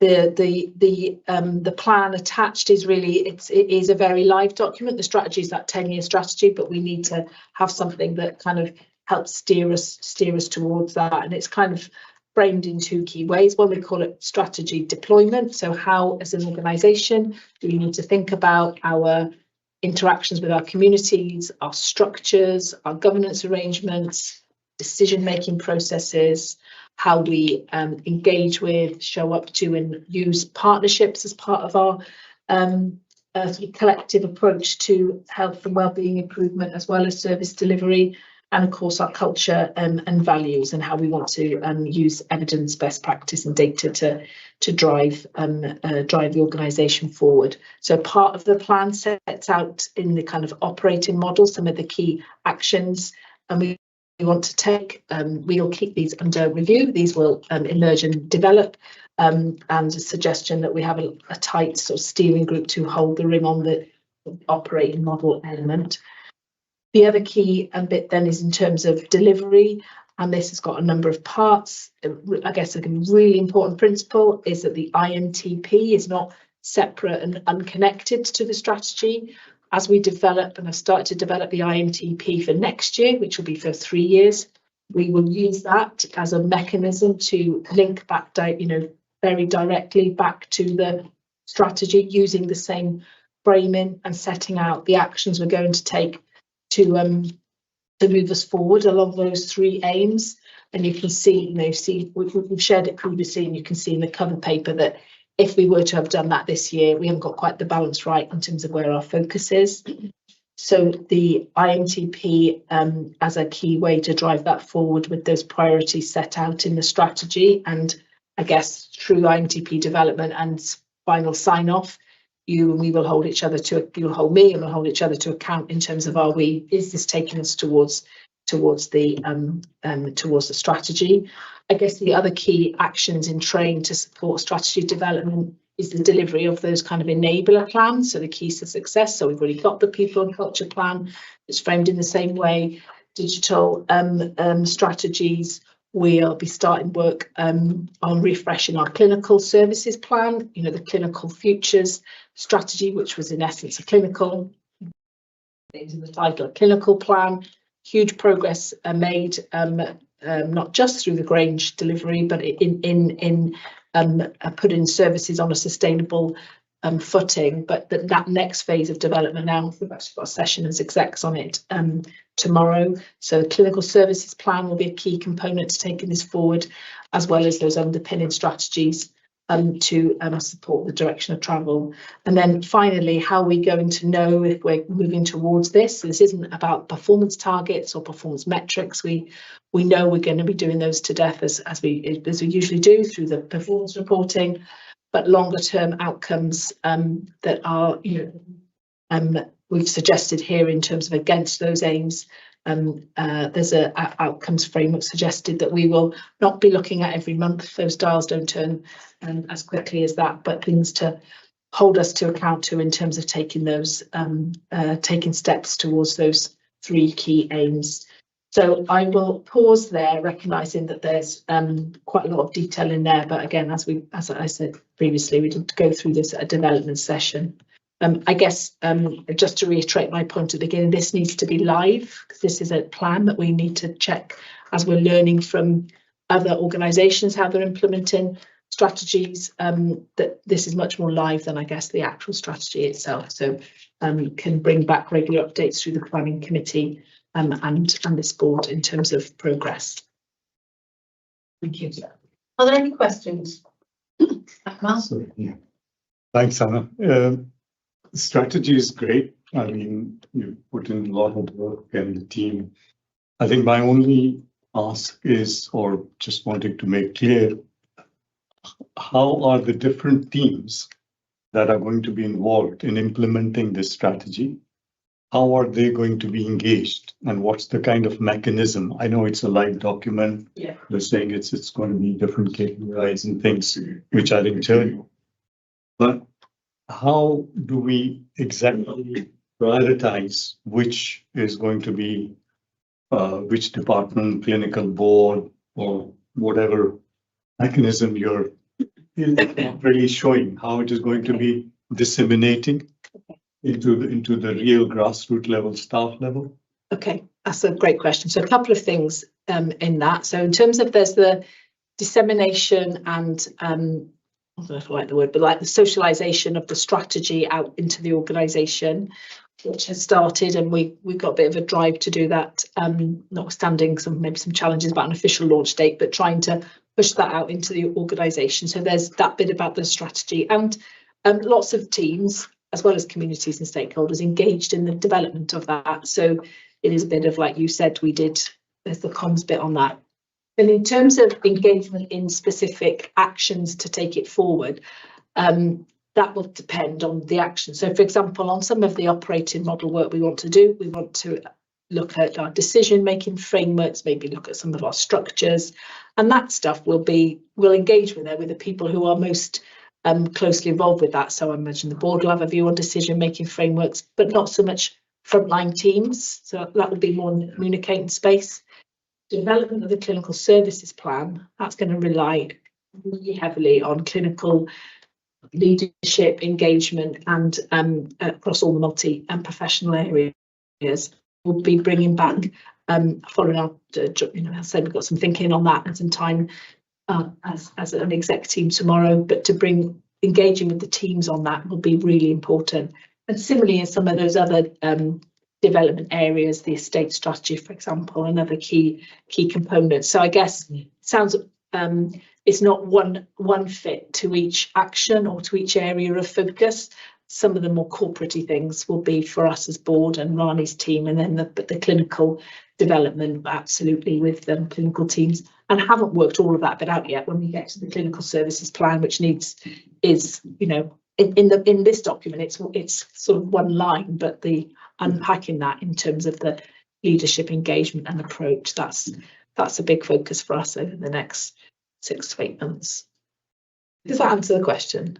Yeah, it does. And I know it's a huge piece of work. It's not going to be easy. It's a huge strategy. I think the only thing which I wanted to hear from you was in terms of data, how we are capturing this data. Where are we now? And what has this done as a strategy to improve on the data? Yeah. And that data collection, I think, is what I was trying to look through the report, how we are capturing the data, how we are analyzing the data, what it is giving us in terms of understanding the priorities and the way things have to be done. So I think data is something which I would like to see a little bit more. Yeah, have a look. I don't disagree. That's going to be absolutely crucial, but the data and the technology piece. Yes. Yeah. Otherwise, you have nothing to underpin the plan with. Yeah. Helen? Thanks, I was a little bit on the same line, but just to acknowledge a huge amount of progress since we last saw this, to actually see how it goes through to the next steps and what your actions are going to be. But yeah, over our actions are going to be in the immediate and then the long term. And again, I was going to follow up a little bit on the data, because lots of the things you've put for your baseline data as to whether the information is actually out there. And I mean, maybe Tracy be able to say how you measure some of the things, but obviously the rate of the population, and then things like the percentage of lonely people. I mean, you put those things we're going to look to change, but how do we know what those figures are actually at the moment to be able to monitor our progress? I think what it's really important.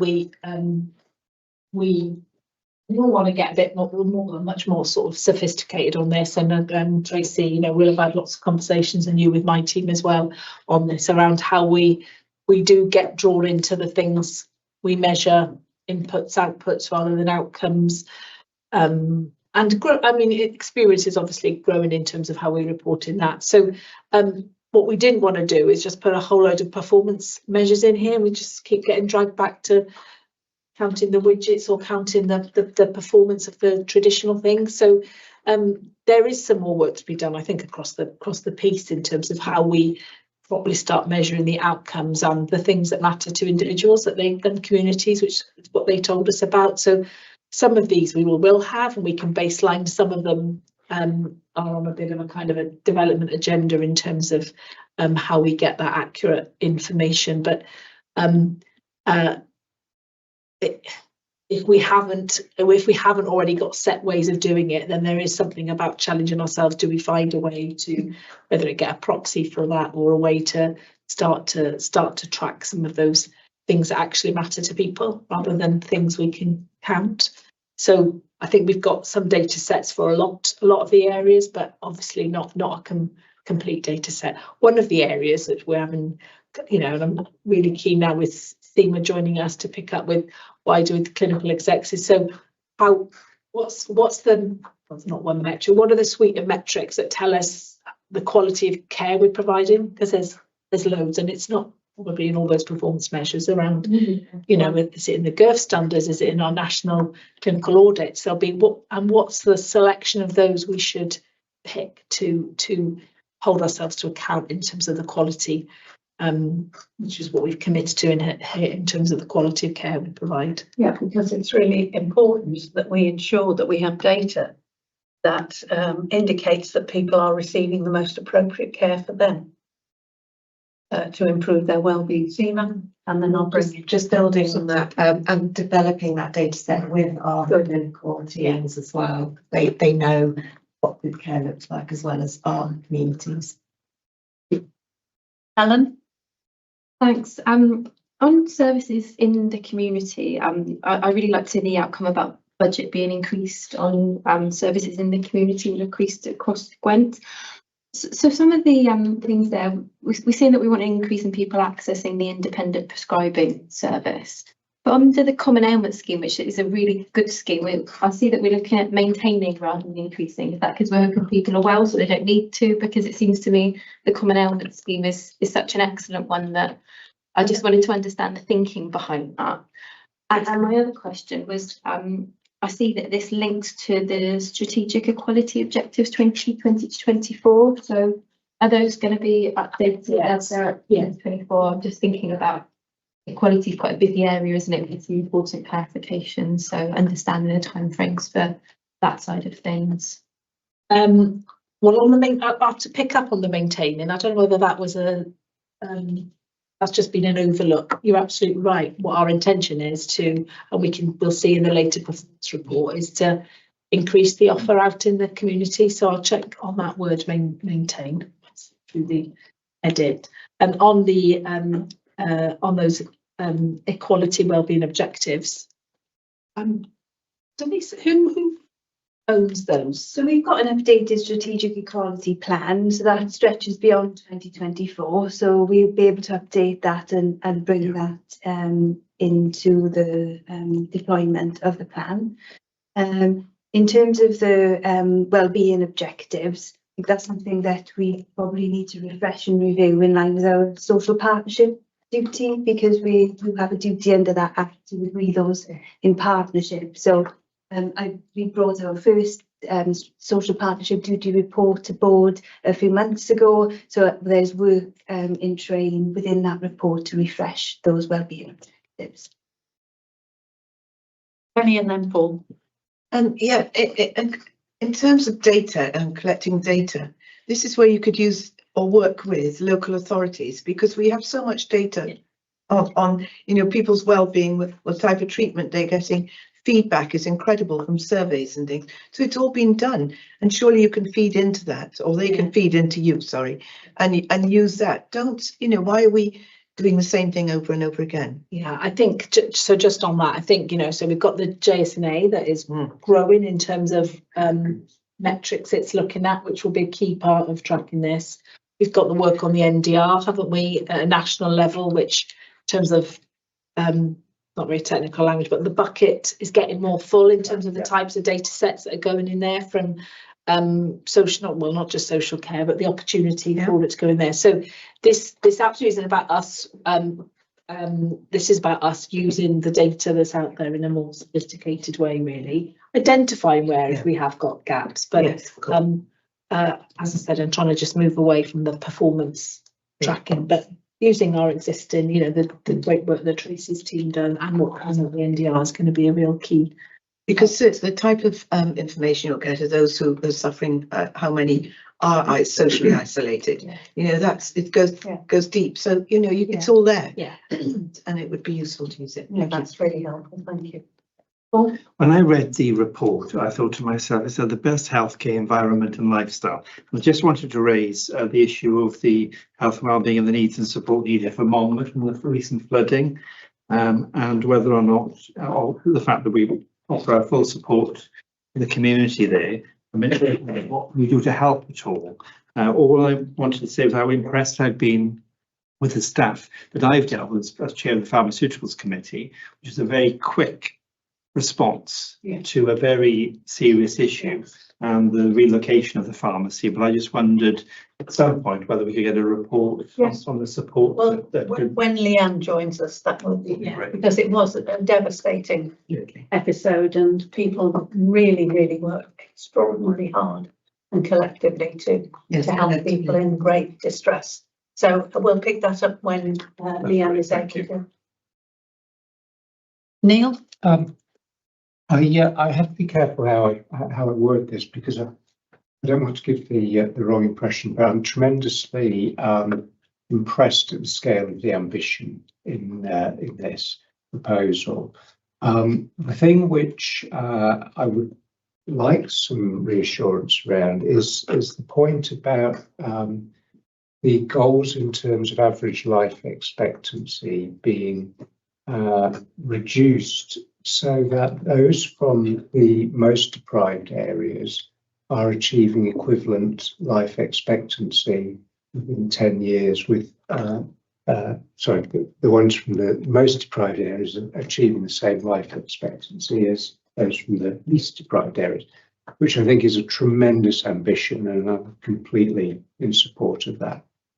My question is, what can we say that gives us confidence that that is realistically achievable within the time frame?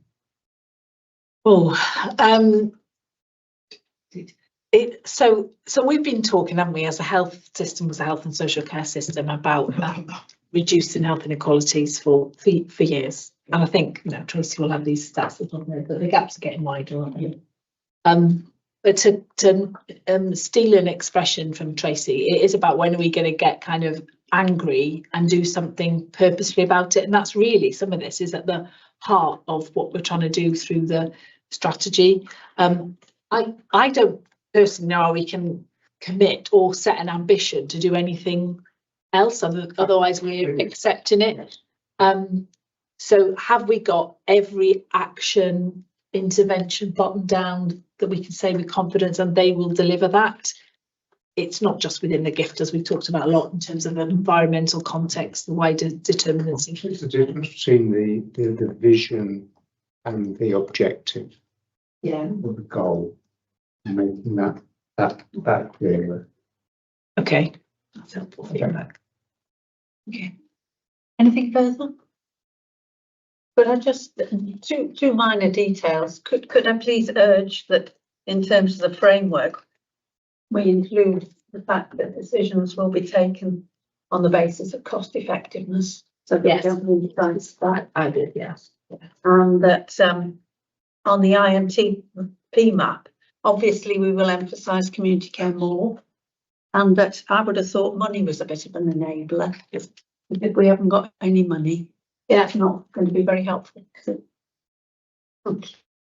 Okay, thank you very much. There's a lot of hard work underpinning this, and I know that we're all anxious and eager the culmination of the next step, so that we can start to really formulate and communicate our strategic vision, real strategic vision on how to achieve. Thank you. Goodness me, it's Hannah again. Well, regional planning and the orthopaedic OBC. Thank you.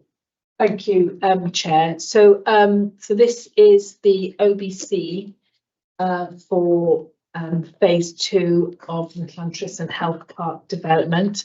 And the board, just to recall, the board previously in March of this year endorsed a vision document for Llantrisant Health Park, set out the vision and the direction of travel in terms of the model there. It was agreed with Welsh Government colleagues that would be pursued through a phased approach, where phase 1 being the development of a community diagnostic hub, which we'll talk about in the committee part, but this is the business case for phase 2. So it's at an earlier stage, so it's the OBC stage for phase 2, which is an orthopaedic high flow orthopaedics facility, 6 theatres and supported by a number of beds. So the business case has been largely developed on the back of some of the regional work, but also noting some of it's been developed within the CTM LHP project. The capital ask of the business case is 123 million, which would be requested from the All Wales Capital. The board received in our last meeting the demand and capacity assessment on orthopaedics. So again, setting out the case for change and the mismatch between current capacity and the demand across the region. And this was undertaken by NHS Performance and Improvement colleagues, so that gap sort of independently verified, so to speak. And that work did identify that the gap cannot alone be closed through efficiencies, although there are efficiency opportunities. So the business case sets out a requirement for 6 orthopaedic theatres that will focus on what we call lower limb arthroplasty, so hips and knees, building on models of delivery that have already been successfully implemented across other parts of the UK. There is further work to do as we develop as a region the detailed model for wider orthopaedics, all subspecialties, but also on the lower limb arthroplasty elements. So there is work that's already started, which our teams are very heavily engaged with in terms of finalising not just the LHP component of lower limb arthroplasty provision, but across all of our areas. And that is due to complete in March 26, before the FBC is coming back to boards in May and June. The work that's been done to assess the revenue requirements of that additionality is 29.5 million additional revenue requirement, recognising that some of the capacity will be a reprovision.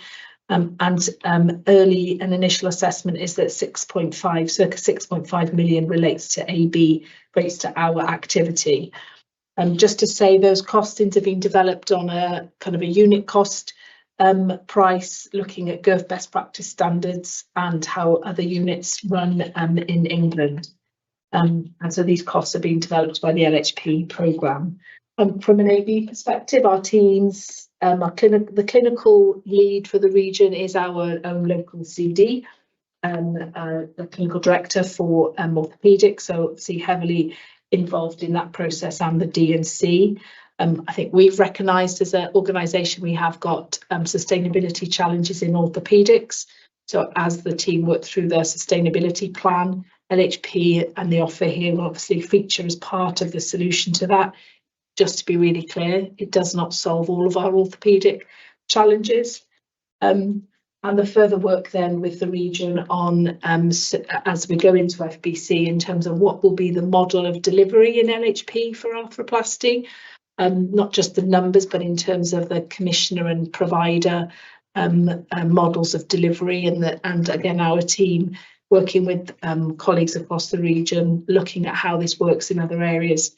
Particularly, there's a model in Exeter colleagues are looking at. So as that clarity emerges, we will of course bring that, because it answers that, well, how is this all going to work in terms of whose staff is who and who's where are we holding the commissioning and the tracking on the activity.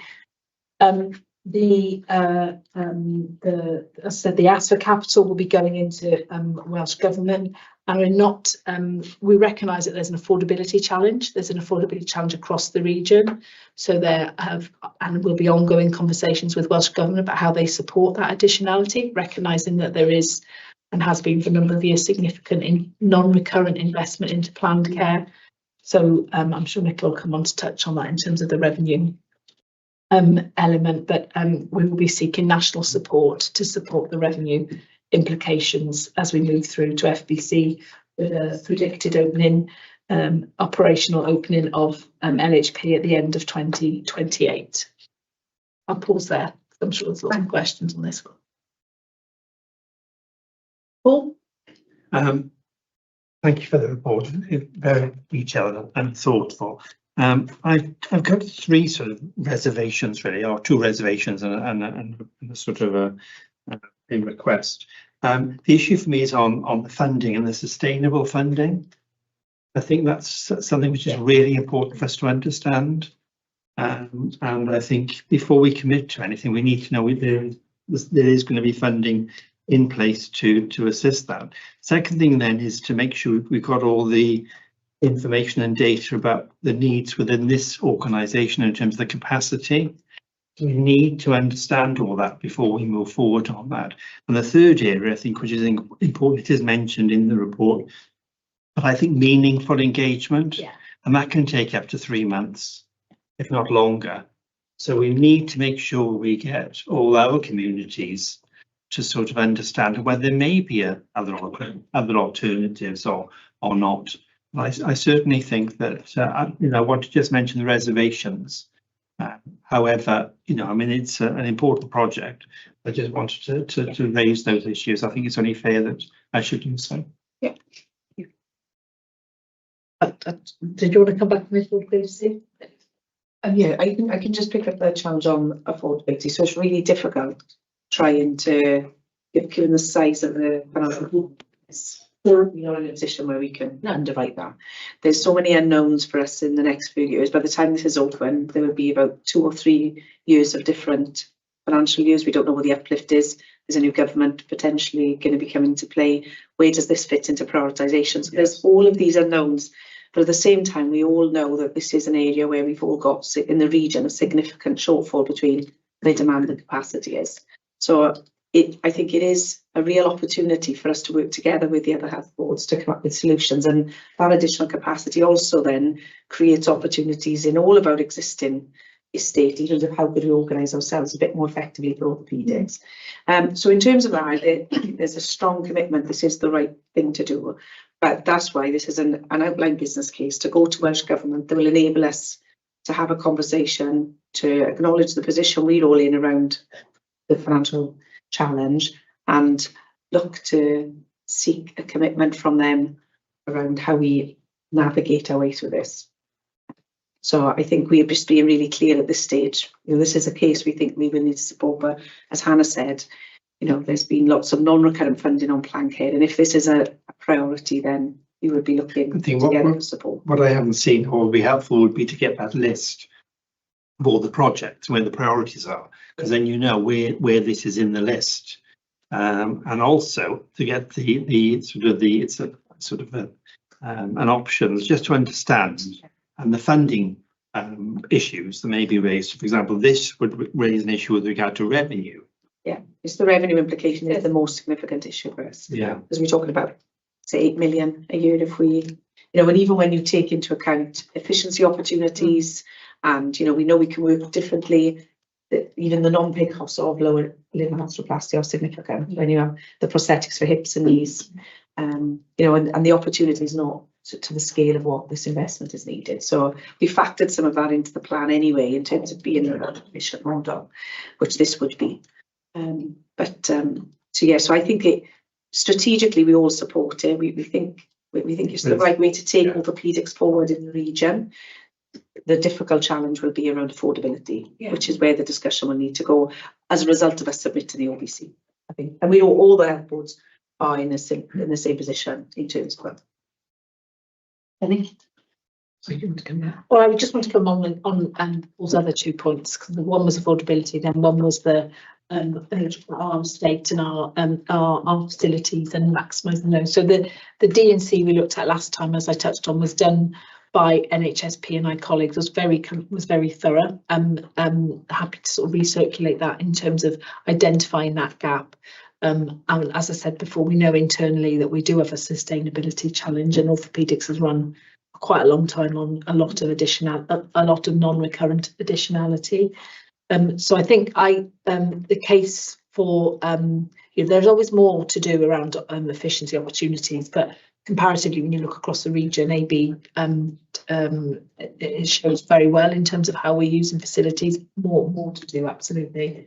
And then the third point, Paul, was around engagement. Absolutely, this is where I know Slice colleagues have been. There's been engagement and conversation, but we absolutely have got more to do, and is an area of, I'd say, risk in terms of this, in terms of the engagement with the populations, of recognising this is additionality rather than lift and shift of all activity. But we absolutely do have engagement to do to catch up on. I can see Lisa nodding, but lots of engagement with Slice colleagues, but we need to broaden that, and there's sort of plans coming together at a regional level to take that forward at pace, really. I do think my final point linking to the conversation from the earlier items is, I think this, in terms of priorities, this is clearly a Welsh Government very big kind of priority.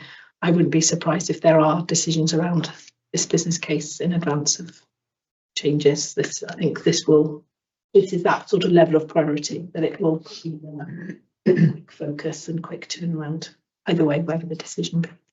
We haven't seen the list, so we don't know. We have to be extremely careful and clear about precisely from who is going to use this facility. What's the consequences for the facilities that we already have? Have we maximised those out? We know there are some efficiency issues arising from the work that P&I did do, so that there can be complete clarity, because at the moment we can't talk to sites or our populations about exactly what does this mean for us and me as an individual, basically, because we are not clear, or somebody might be, but we are not clear collectively about what the consequences are. It's a lot of money. We know investment is required. Is this the cost-effective approach to solving the problem? So there's a fair amount of, good idea, but what actually does it mean? And it's I support the concerns already expressed by everybody. But yes, I totally agree, and it's the functionality as well, because it does not allow equity to access of services from all areas. It's a standalone which will not be serving people north of Monmouthshire, for instance, very well, because the distance, the travel, the inconvenience, there's so much more to think about, So it's just. I think that's why we need to be clear amongst ourselves about who are we serving, what are our facilities actually serving. They serve others areas, local authorities better than my own. Yeah.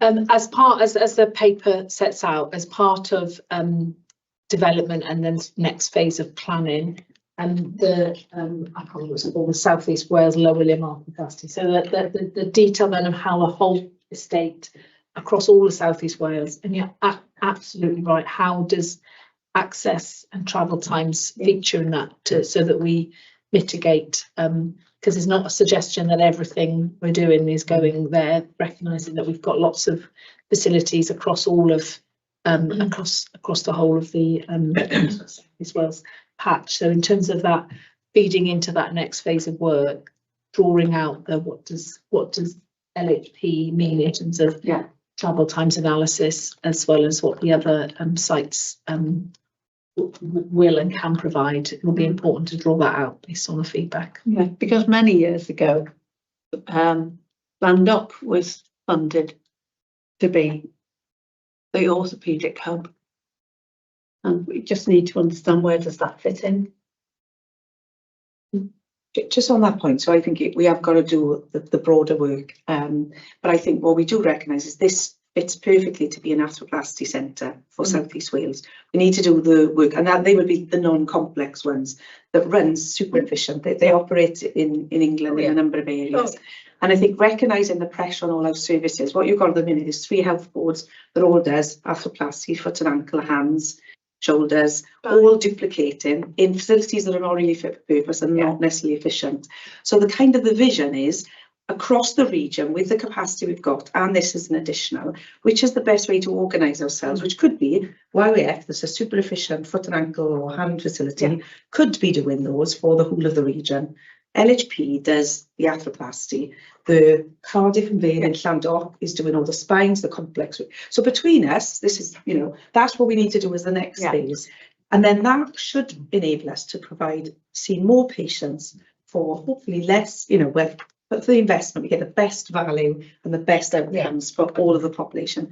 And that will potentially mean people will have to travel further across all the region. So people down in Barry and might have to come up to Neville Hall for some procedure, I don't know, but we would then need to make sure they should be one-off operations. Hopefully not many people will need those, and then we need to make sure we provide access in terms of transport if it's not available and those type of things. But part of the challenge we've been given is this is the type of service we do need to do regionally. There's other services I will fight hard to make sure they've got local access. This is a service that fits much better with centres of excellence that are super efficient and value for money with good outcomes. So that's the bit we need to do next, is this is an enabler to get us to that point, because our existing capacity is not going to do it for us. But the second piece of work, which I just said, so what I mean for the rest of our estate is the bit that needs to follow to make us understand this element of it much more, as you've said, Jane. So I hope that's helpful in terms of a bit of a broad vision without knowing what the answer exactly looks like. Now, having run an orthopaedic hub for 1.5 million, it did work exceptionally well, and you know, the outcomes were good, better than we could individually provide. Rob? Yeah, just picking up on the earlier points, really, the affordability is a challenge for us, so even if it's sufficient, we haven't got £6 million available. So the clarity of, picking up your point, and the clarity of how we respond in terms of support needs to make it clear that it is subject to that funding being created, made available, whatever words we choose to use, but in a current financial context, which I'm sure I don't need to tell everybody, this will be additionality, and it's in that wider programme. And in fairness to this case, if the costs emerge as per the OBC estimates, it is a good value proposition. Thank you. Back. Just a couple of things on that, is that one is the disruption or the additional staff costs with travel time and travel for them. That is, have to be factored in. And second is, this patient group is slightly different in demographics, with slightly more elderly and less mobile. And that also should be taken into account because the sheer inconvenience of poor people from the valleys having to travel all the way down there will be a significant challenge. And I hear from colleagues who are doing the insourcing work that it is not easy getting patients for those clinics because, when they're moving from different, having a clinic in the Gwent and somebody having to come all the way from the north, and there's a degree of reluctance, and more so, I think, with that category of patients. Okay.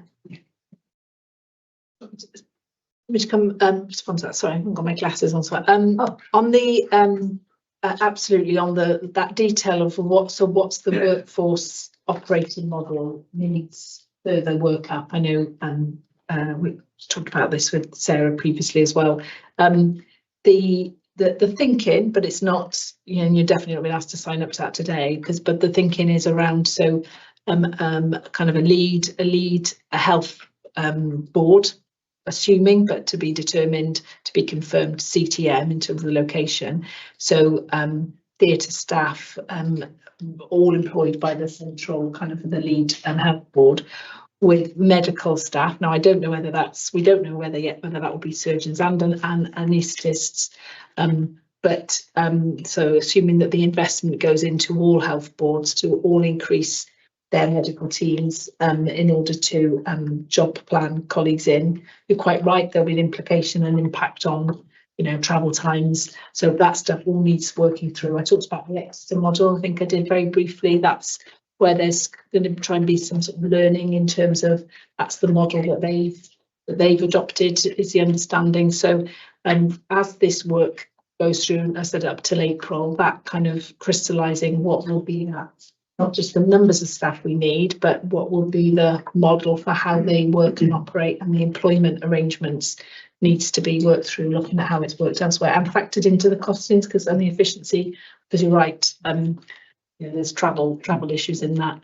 And the bit about the selection of patients, there's that one, we've got local learning in terms of OSU, and there'll be CAVOC learning in terms of appropriateness of patients. And you're right, when that next granular level of detail goes forward, absolutely testing and those cohorts of patients in terms of ASA levels, etc., needs to be kind of robustly tested to test for those volumes being able to be done on a site that's not a DGH site.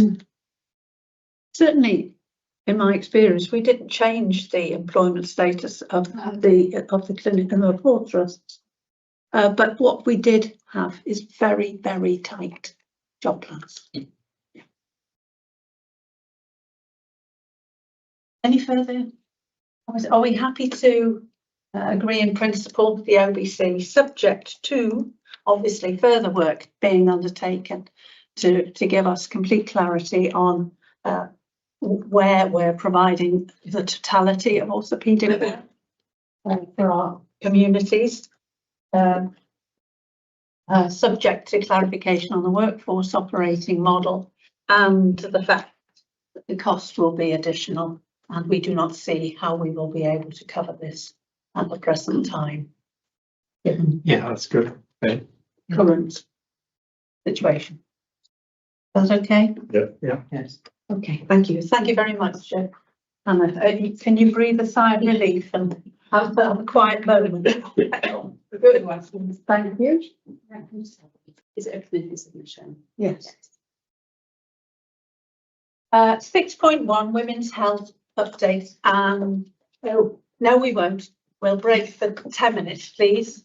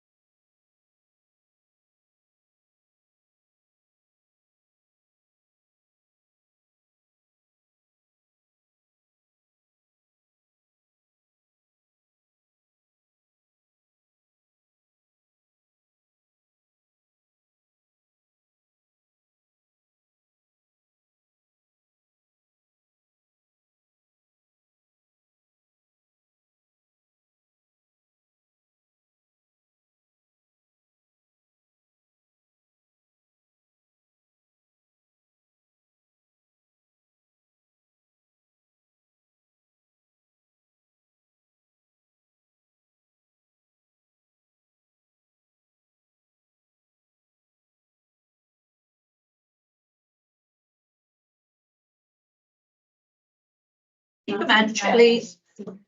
Really impressed. Oh, she's not here. All right, well, it's true.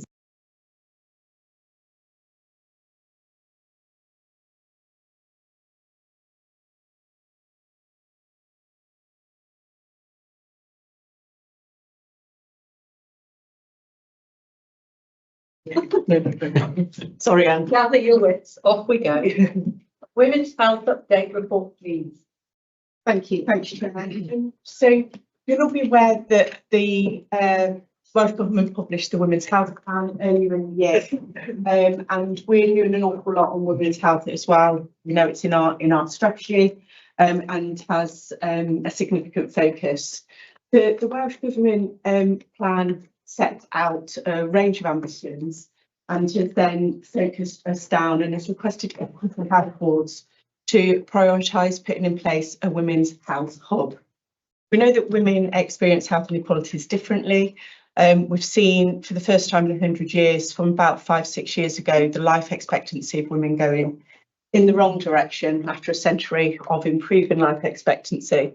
But more significant than that, and Hannah alluded to this, is that not only the life expectancy gap due to deprivation, but also the healthy life years gap due to deprivation. And we see a shift of about 19 years across Wales between the least and most affluent areas. And within the most deprived areas, we see that healthy life years actually kick in at about the age of 48. So from the age of 48, women in certain parts of Gwent start living the rest of their lives with 2 or more preventable comorbidities. So the health inequalities driving women's health are significant, and some of the way that health inequalities affect women differently is about the normalisation of some health conditions, and that could be anything linked to reproductive health, menopause. We see conditions around those completely normalised because they're classed as hormonal, and even we hear language like, oh, it's just natural. So it's natural to live with anxiety, it's natural to live with pain, because it's linked to certain parts of women's health. So that government focus on women was brought this into focus. And the first ask of that was to establish a women's health hub by March 2026. So that is where we've been prioritising our energies at this point. And we have got a location which will go into Neville Hall next to the Gynae Ambulatory Centre there. But picking on the points from the last conversation around thinking about where services sit and whether that exacerbates inequalities due to inequalities of access is something we've been very mindful of. So whilst we are establishing the Women's Health Hub, we are also building in satellites, and we are also building in a virtual offer around this, so that we can make sure that women have the best opportunity to access health and advice across the broadest range of footprints.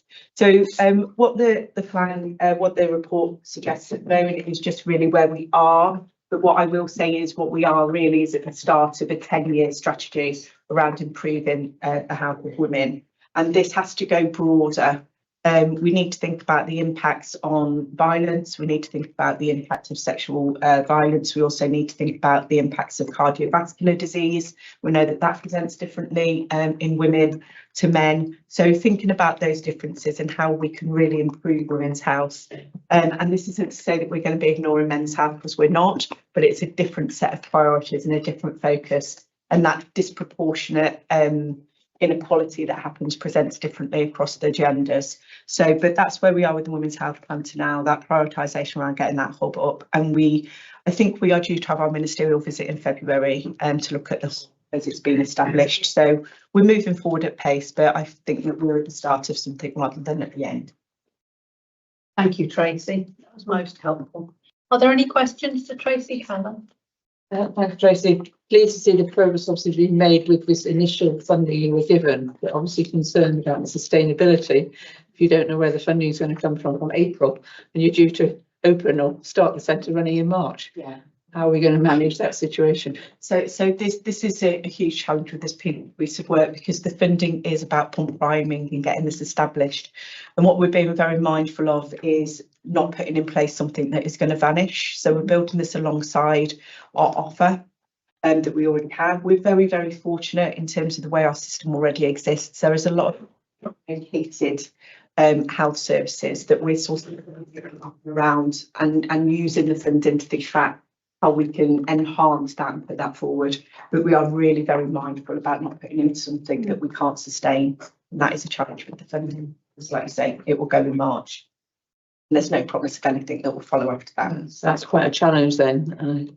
Hopefully it's one of, if you say you're going to have a visit, one of the major issues that has to be raised, isn't it? And we are using it for investment around upskilling, staff training, you know, because that will stay. We won't lose that. So we are investing in the stuff that will remain with us as opposed to something that will disappear very, very quickly. Okay. Well, you can always press the point when the minister visits. Yes. Kenny? I just wondered if you could use the existing hubs, you know, if the worst comes to worst, well, as satellites. You know, we've got hubs throughout our major towns. And could we expand those? Yeah, that's exactly what we're looking at, and also how we cross over into primary care as well, to make sure that we're providing services where they're the most accessible. So yeah, all of that's being explored as part of the plan. And it's a great idea. Thank you. Good, thank you, Benny. Vivek, not Vivek, Kamal? Yeah, thank you, Chair. Tracy, just wanted to mention, of course, there's a lot of vulnerability for health, economic, all reasons for women, and especially in the deprived areas and ethnic minority communities, migrant communities, asylum seekers. So I was just wondering what kind of engagement are we doing? Because it's a huge area to be able to look into it. So what sort of community connections I can, work with you in terms of developing these kinds of connections, because there is huge vulnerability in the deprived communities and ethnic minority communities, women especially. Yeah, 100%. We've linked in with quite a lot of particularly community leaders and in particular faith leaders to try and to make sure we're reaching all the communities, and also making really good contacts across our voluntary community sector. So we know that, you know, domestic abuse is a really good example. We know that women of ethnic minority groups experience domestic abuse in a very, very different way, and we know that they are likely to present even later than other populations. So working with BAWSO is one of those areas that we're looking at from that perspective. We've also found by working with some of our women around some of the stigma around things like breast checking in certain community groups, again, is discouraged. So in terms of using, we've got a great advocate, actually, a lady that's experienced breast cancer, who is able to talk to her own community and talk about the importance of that through her own experience. So we are finding these amazing champions within our communities that are helping us do this work. There will always be more that we can do. And we know that we have got to reach all of our communities to have this. This is not going to be a one size fits all. And I think that's something we're very mindful of in terms of the way we're creating these services, that we need to make sure that women want to use them because they know that we're aware of difference, because the sameness in healthcare is what creates inequality. So we're really, really mindful of that our communities have been brilliant, as they always are, in informing us and instructing us on how to do this properly. So yeah, we are engaged, but I will leave you with Jack more because we do need to do more. We're certainly not brilliant at being really helpful. Thank you. Are there any further questions or comments? Well done. I think it's really, really good development and improvement. So that's well done. And keep us up to date on resourcing and outcomes. Will do. Thank you. On 6.2, Leanne's computer's just died, so she's trying to make contact with us. So we'll go on to Peter. She's just she's popped up now. I wish you're missing Lucy, is all I can say. Right, you go. Off you go. Welcome, Leanne. Could you give us feedback on the respiratory reconfiguration, please? Sure, thanks very much, and apologies for the technical issues. So last November, board will be aware, we brought a paper updating on a proposed model for general medical patients at the Grange University Hospital. In particular, The paper outlines the detail really in terms of the changes that have been made, and the paper updates around 1 year on the impact that it's had for our patients and our most importantly and our system. So it was quite an ambitious programme of work. It looked at reducing our bed base back in line with Clinical Futures plan, as well as increasing medical staff in support to the Grange to be able to support general medical patients. That had been a long-standing issue for us. I think it's overall a very positive report for us in terms of the change that has been made. We have reduced length of stay for the general medical patients. We have reduced admissions into critical care as a result of our high care respiratory model, which I think again is a positive. We were anticipating an increase in length of stay on the ward at Neville Hall as a result of the flip from respiratory into care of the elderly, but that was absolutely in line with the other lengths of stay on Coty ward sort of more generally. So I think overall we have seen a very positive impact of the changes that we've made as a result of reconfiguration of our medical staff. I also think that it's in line with our strategy around delivering safe, effective care, and I think is a really solid foundation on which to sort of go on to build on some pretty important pieces of work that will be coming up in the coming year around older persons pathway in particular, and a review of our acute medical model too. So I'll pause there because I think the paper is pretty self-explanatory, but happy to take any questions or comments. Thank you very much, Leanne, and thank you to the teams for really working hard to ensure that this did work effectively for patients. So thank you. Any comments or questions? Just ask a quick one. As there were concerns about staffing issues, and they expressed some concerns, I think. Is that all settled now and everybody is quite happy with their moves?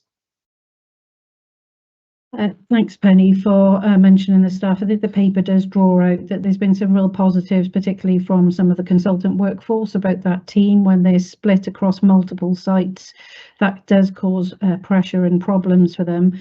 From a nursing staff perspective, some of the concerns that I think were being raised around people selecting a particular type of ward, respiratory skill set, for example, which was a concern, I think, around the teams, has very much settled. Neville Hall has done what Neville Hall does best, I think, sort of wrap around its staff to continue with that team or home team basis, and those staff moved on to our acute medical ward.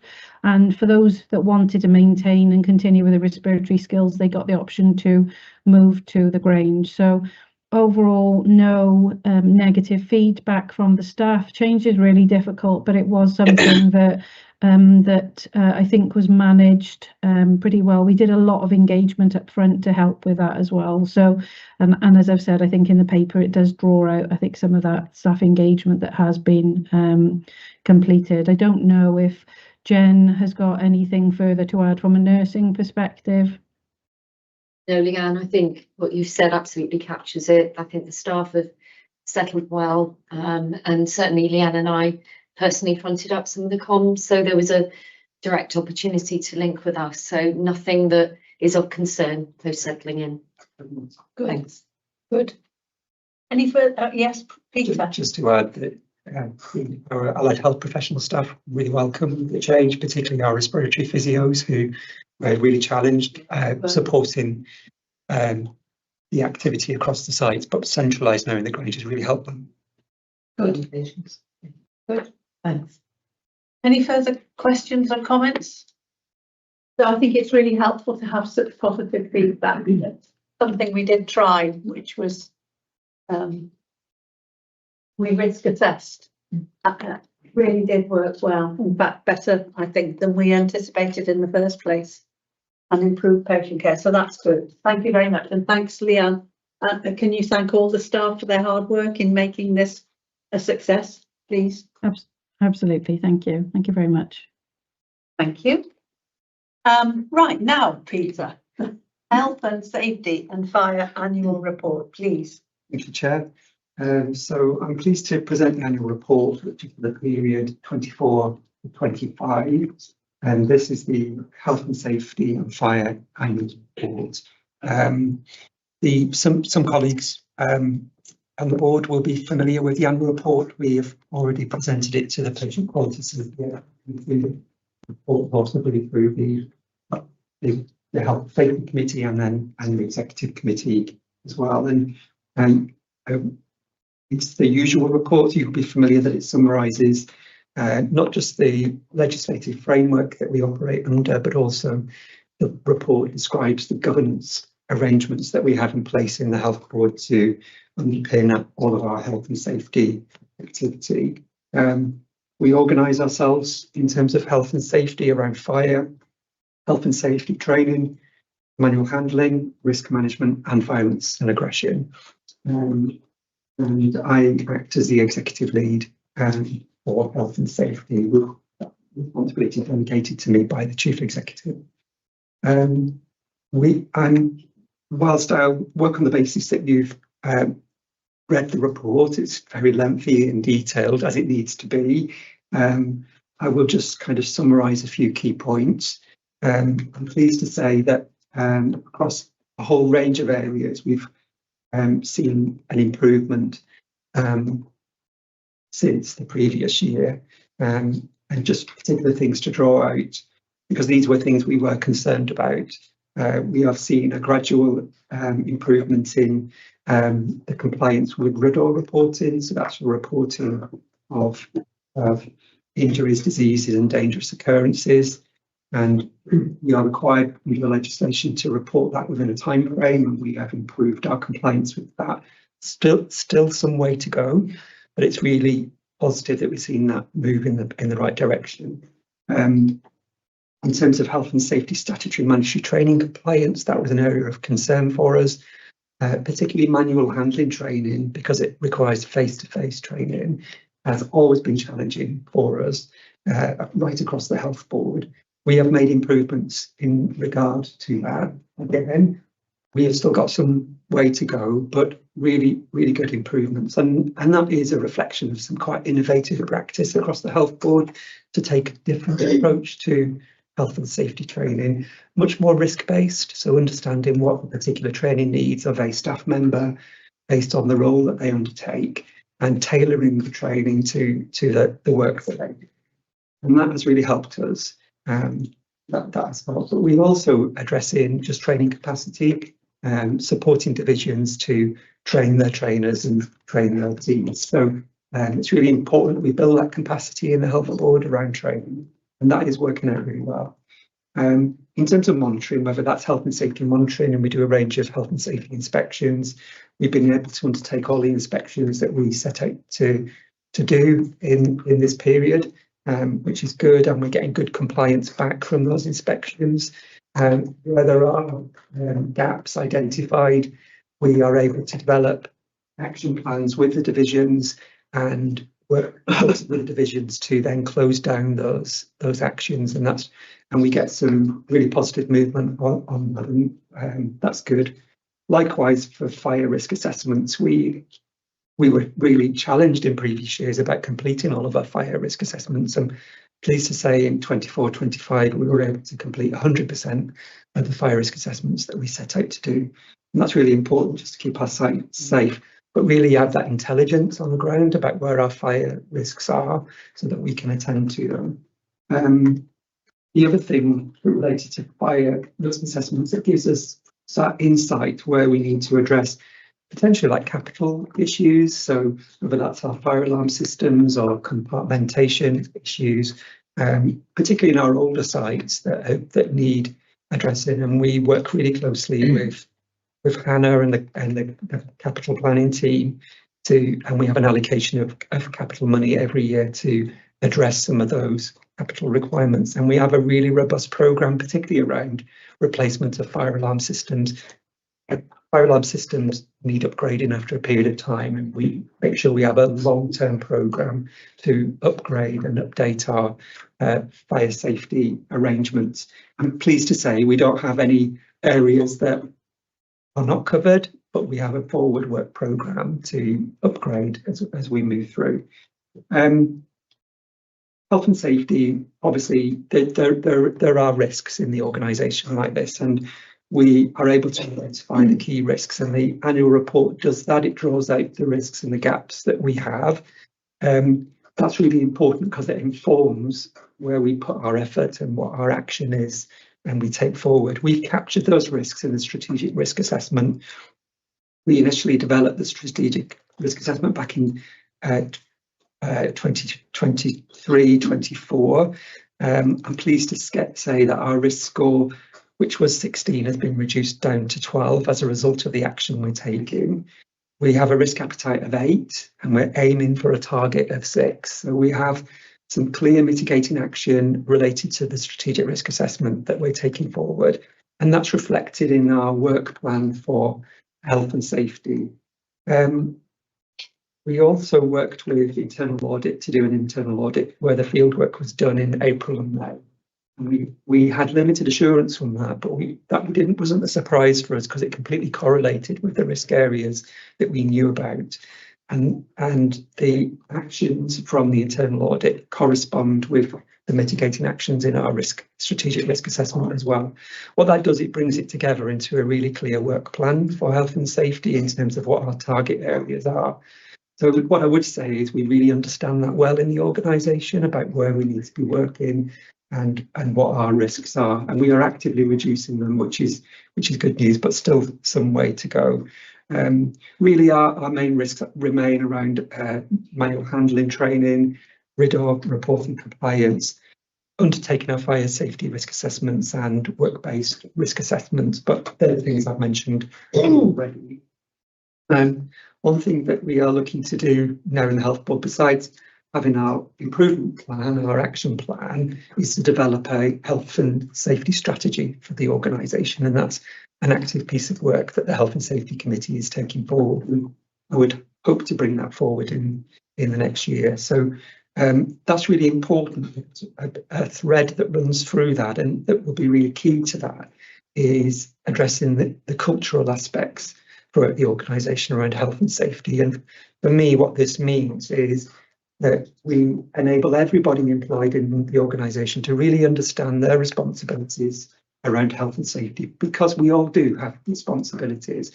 And I really want to move away from something that I've observed up to now, which is an over-reliance on a very small corporate health and safety team, to actually shift that so we understand what are the responsibilities at divisional level, at directorate level, department level, but even an individual level, as we go about our work in the Health Board. And if we can achieve that cultural shift, I think we will start to really see a significant change in the risks that we carry around health and safety. I think that is, for me, the thing that will make the fundamental difference. So yeah, it's I'm sure colleagues have got some questions, which I'm happy to take any questions, but the annual report is presented to the board today to note. Thank you. Thank you very much, Peter, and thank you for the explanation. Are there any questions or comments? Mark? Thank you, Peter. I think it's great because health and safety and fire training are two mandatory areas that we got to have. I just noticed and just wanted a bit of a clarification in terms of health and safety and fire safety. The percentages that you've quoted are more or less the same, 23, 24, and then 24, 25. Equally, it's like quite a high percentage, 82% and 86%.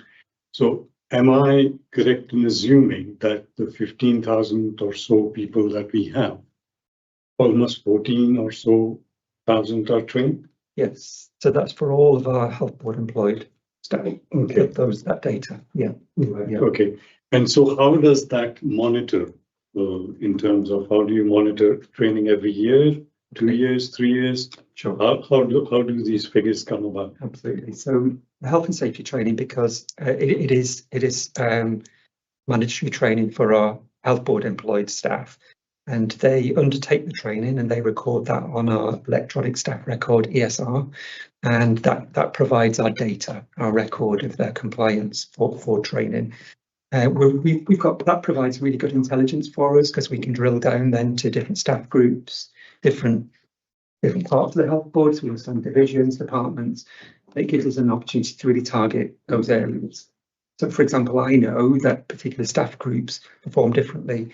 So we do a lot of work, for example, with our medical workforce because they're quite a transient population, particularly our juniors who move through the organisation. So making sure that they're compliant with their training can be quite challenging. So it does enable us to monitor that carefully and then target our training where we need to. Yeah, we have got really good data on that. We're able to monitor it, and yeah, and that. So I'm sorry, I may wish to comment, but ESR provides that function for all of our training that we provide to the organisation. So it's a very good, impressive figure. I mean, because training is a challenge to get staff time out to be able to get them. So I was just sort of querying that. So we're content where we are with health and safety training and violence and aggression training. We're always looking to improve it. The areas of focus have to be fire training and the manual handling training. They're the areas we really need to lift up, particularly manual handling training. Yeah. And these are key components that the divisions will monitor regularly. Nicola mentioned earlier our review meetings, and we the divisions update us in the review meetings with actions to improve the position. That's impressive. Thank you. Peter. Thank you. Thank you, Peter. Very good. Couple of things really. One is that in the data you sent, there's a significant increase in the contaminated or used sharp injuries, about 20%. I know, the number not, but it is a significant, and given that there is a significant underreporting of those events, are we taking any precautions or any special measures to avoid that? Because it's a totally avoidable injury. So that was one question. And second is, do you have any data on violence against staff, especially in hot areas like casualty and and how does that show us? Thank you. Yeah, sure. So just on the sharps injuries, we monitor all of our incidents that are recorded on Datex, and of our health and safety related incidents, sharps injuries are our highest recorded incident, just putting aside violence and aggression incidents because we measure that separately. But in terms of sharps, absolutely. And on the back of that data that we observed, that increase, our corporate health and safety team is now working with our corporate nursing team, particularly infection control, to identify additional actions that we can now take to address that concerning trend. We already do a lot of work, as you'll know, around managing sharps within our policy, but this tells us we need to do some additional work, and that's what we've committed to do. Yeah. In terms of violence and aggression incidents, we record that through Datex. We've done a lot of work throughout the organisation in recent years to improve the recording of violence and aggression incidents, encouraging staff to report. Now, of those reports that we would classify as violence and aggression, they can range from verbal aggression right through to physical assault, sexual assault. So there's a real range. And I think in the past, it had been the more serious incidents that got reported and the lower level incidents didn't. It's important because we have a zero tolerance to all violence and aggression in the health board. It's important that we record all incidents, no matter what they are. And the work we've done is now showing, I think, in a higher reporting level. But as well as that, I think there is an increasing trend that there is more reporting, but there is an increasing trend around violence and aggression incidents, particularly physical assault. I'm pleased to say that sexual assault has reduced, but physical assault has gone up, and we need to really understand that. Now, because we report this through Datex, we are again able to drill down and understand which parts of the organisation are seeing these incidents happen. So if you use the example of our emergency department there, that absolutely is an area of concern for us, where you will see a higher rate of incidents.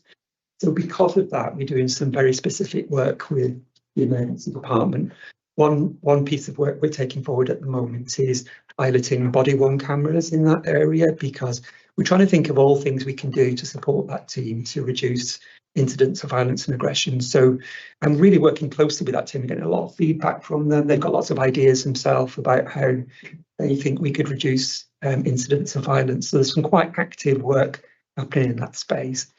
The other thing we do around violence and aggression is really work very closely with the police, particularly for those incidents where we feel there's an opportunity for a prosecution, and we have case managers within our corporate health and safety team that work with the victims of violence and aggression to support them through that process and be that link, that point of contact with the police. So where there is an opportunity for a prosecution, we absolutely do our best to make that happen. It doesn't happen as often as we would like, but I think on the back of the anti-violence collaborative and the obligatory response around violence and aggression, we have now got a tighter and closer working relationship with the police than we ever had before. So I think we're beginning to see the benefit of that now in terms of closer working together. But it's one thing we want to do in the next year is to bring forward a violence reduction prevention strategy for the organisation, and we intend to take that to the People and Culture Committee in the new year. So it's going to be a really important piece of work for us, where we can really kind of capture and describe what our strategic approach is going to be around violence and aggression. Looking at 12.5, Peter, I've got a real concern that, you know, the incident report being sent to the police was said, however, this has only resulted in a total of 2% of violence and aggression incidents being investigated. So I think there is an issue with regards to, well, first of all, can I say the positives? I think the with regard to the violence, the increase in reporting, that's really important. So I think that's sort of make sure that that's fine. But when I looked at the statistics, you know, we're talking about 18 incidents, you know, if we look at February, March figures, 18 incidents a day of violence and aggression with staff.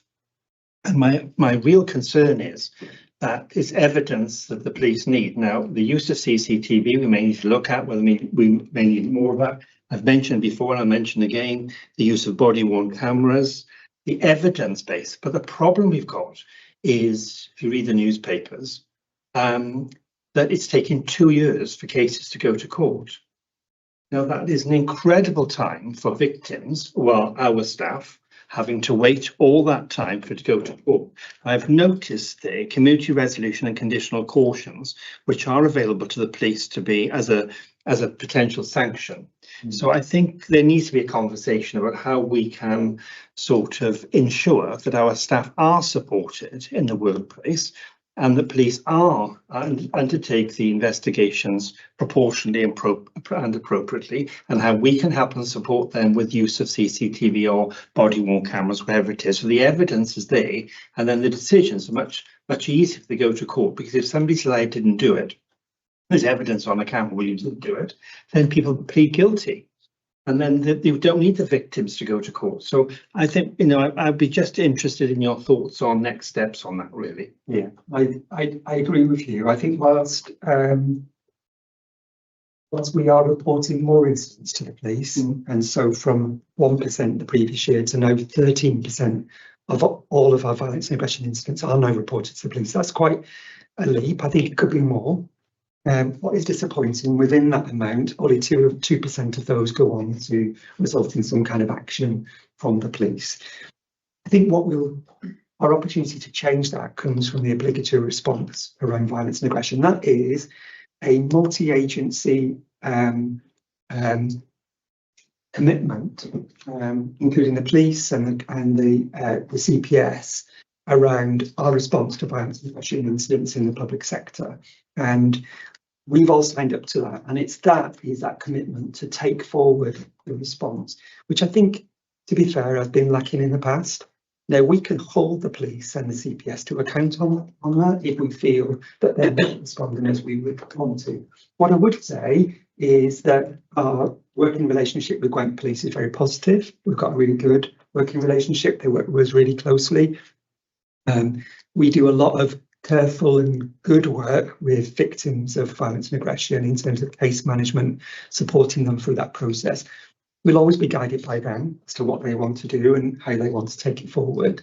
But yeah, I agree with you. I think I would like to see more outcomes in terms of prosecution or sanctions placed. I think there's two issues. In my experience, the police do a fantastic job in Gwent. That's the first thing. Yeah. In terms of the, they have got options in terms of conditional cautions and community resolutions. Part of the problem I think the police have is not so much with them, but with the Crown Prosecution Service. Because obviously it's the Crown Prosecution Service decide on whether there's prosecutions or not. And certainly when we were looking at fraud, when I was involved with the Audit and Assurance Committee, there was reluctance in some cases for prosecutions. So I think, you know, there needs to be a further conversation really as to where, is there a barrier? In other words, are the police doing their job? But it's not getting to the next stage through to the Crown Prosecution Service deciding, there's not sufficient evidence, look at alternatives. So I just need to, I think it would be useful, I'm not sure which committee this comes under, probably the People and Culture Committee, just to have a, you know, a deep dive into this to see what we could do to help and be supportive in this particular area to supporting our staff. Will that be helpful?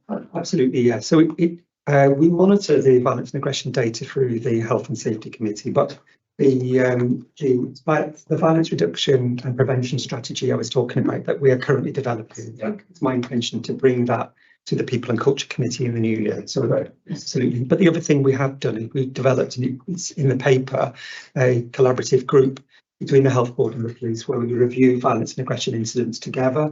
So we've set up specific arrangements within the Health Board where we can have those detailed conversations where we're feeling we're not getting traction with some of the progress. So we have put arrangements in place where we can have those. It would be useful to find out if they want to, if there's a block with the CPS, because that was certainly an issue with the other on the broad matter. But when we challenged it, then it was reviewed and I think there was action.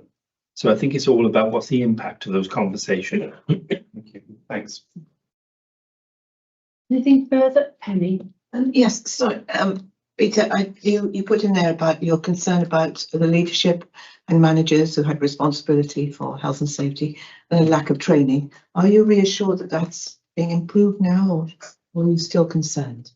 I am reassured, yeah. What we try to do is just create more visibility really, and so all of the divisions have quality patient safety forums. We make sure that health and safety and these performance metrics, these compliance metrics are included in their reports that are featured in the divisional QPS meetings, forums, and that then feeds through to through our systems then. So we report into quality management group, and then obviously in our quality reports we're able to do that. But also when we have our divisional reviews, so we talked in the meeting already about divisional reviews, we look at those metrics as well, and we understand at a divisional level where they are against them, whether that's the training or the RIDDOR reporting compliance, whatever it is, the various metrics we look at.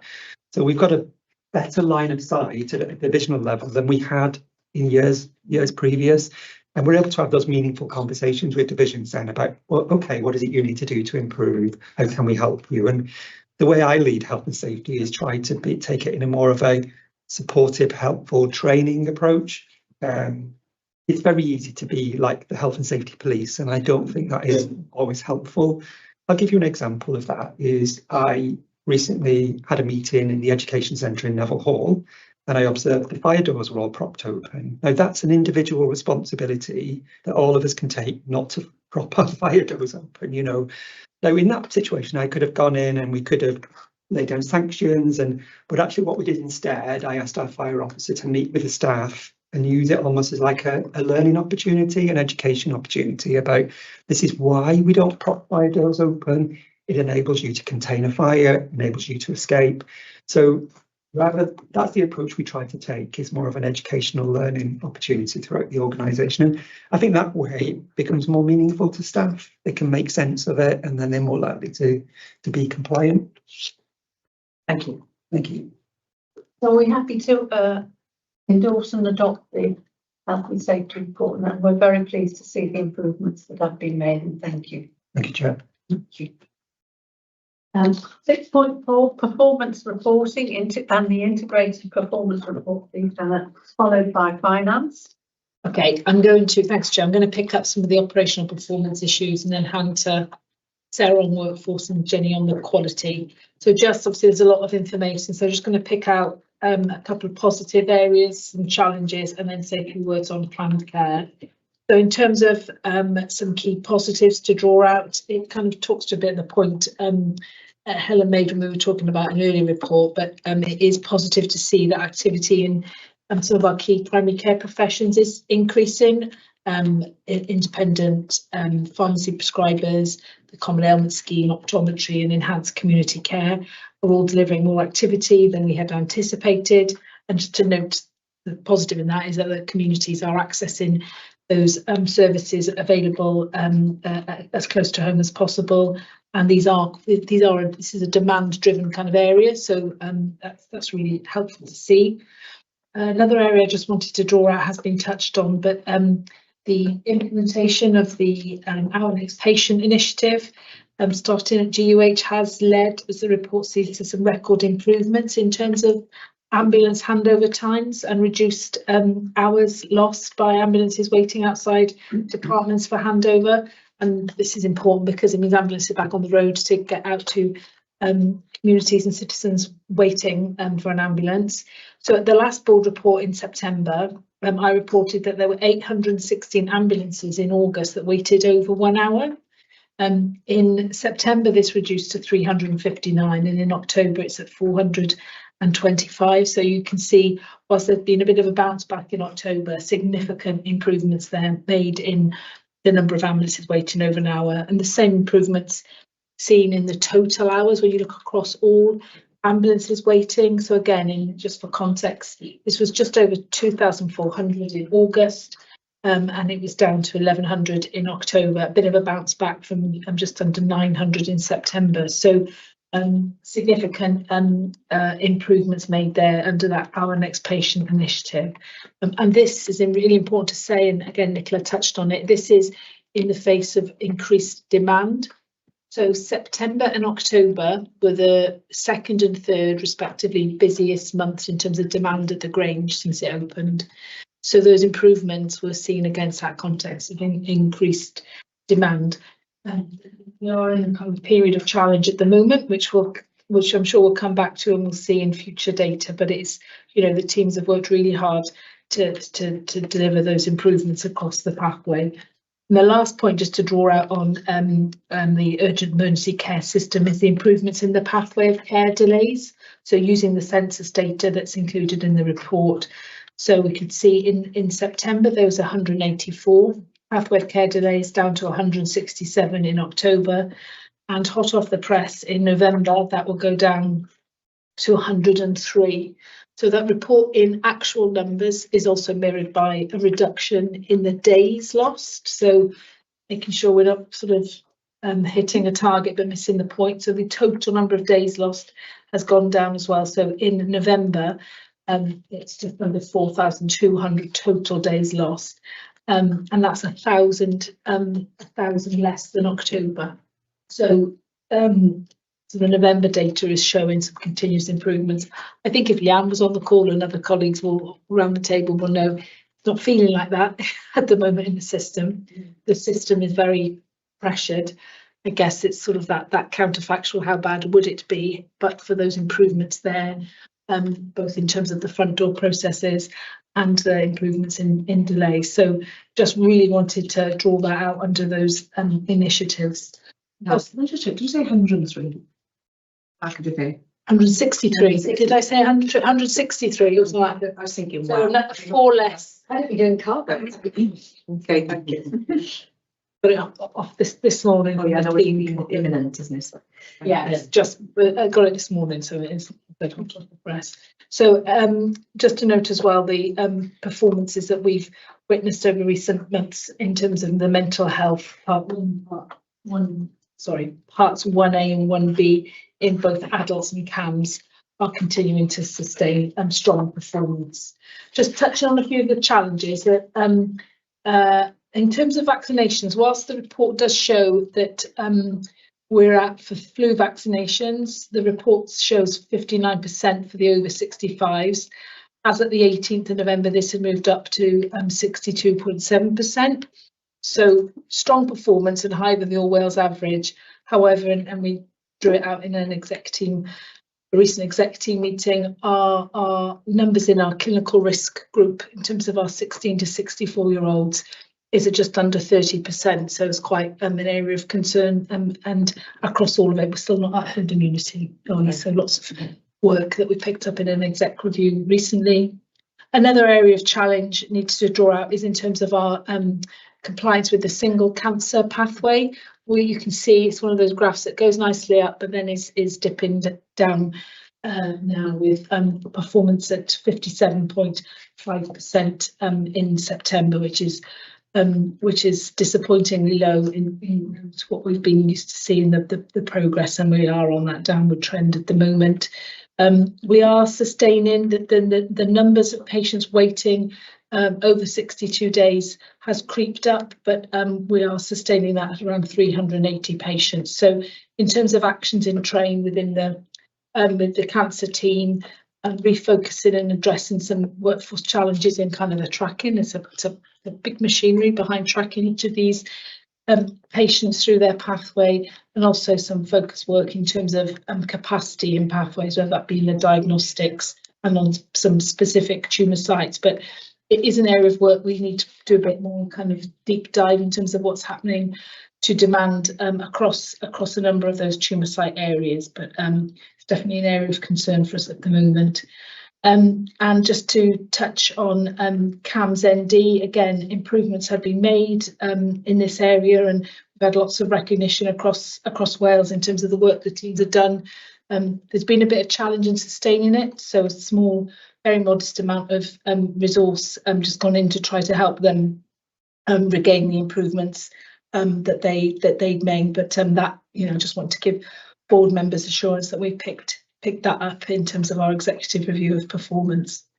And then I just want to say a few words on planned care. And in addition to the information you'll have received, just to note that we've now had confirmation from Welsh Government of circa 3.5 million to support reduction or an elimination is what they've in the backlog of patients, the number of patients waiting over 104 weeks. And if you recall, if anyone remembers, in our original IMTP, we had over 2,000 patients would have been waiting over 104 weeks. So there is risk within that, particularly in those orthopaedic patients, but that's we will need to kind of rerun our trajectories and track ourselves against that additional non-recurrent, I should say, investment into patients waiting over 104 weeks.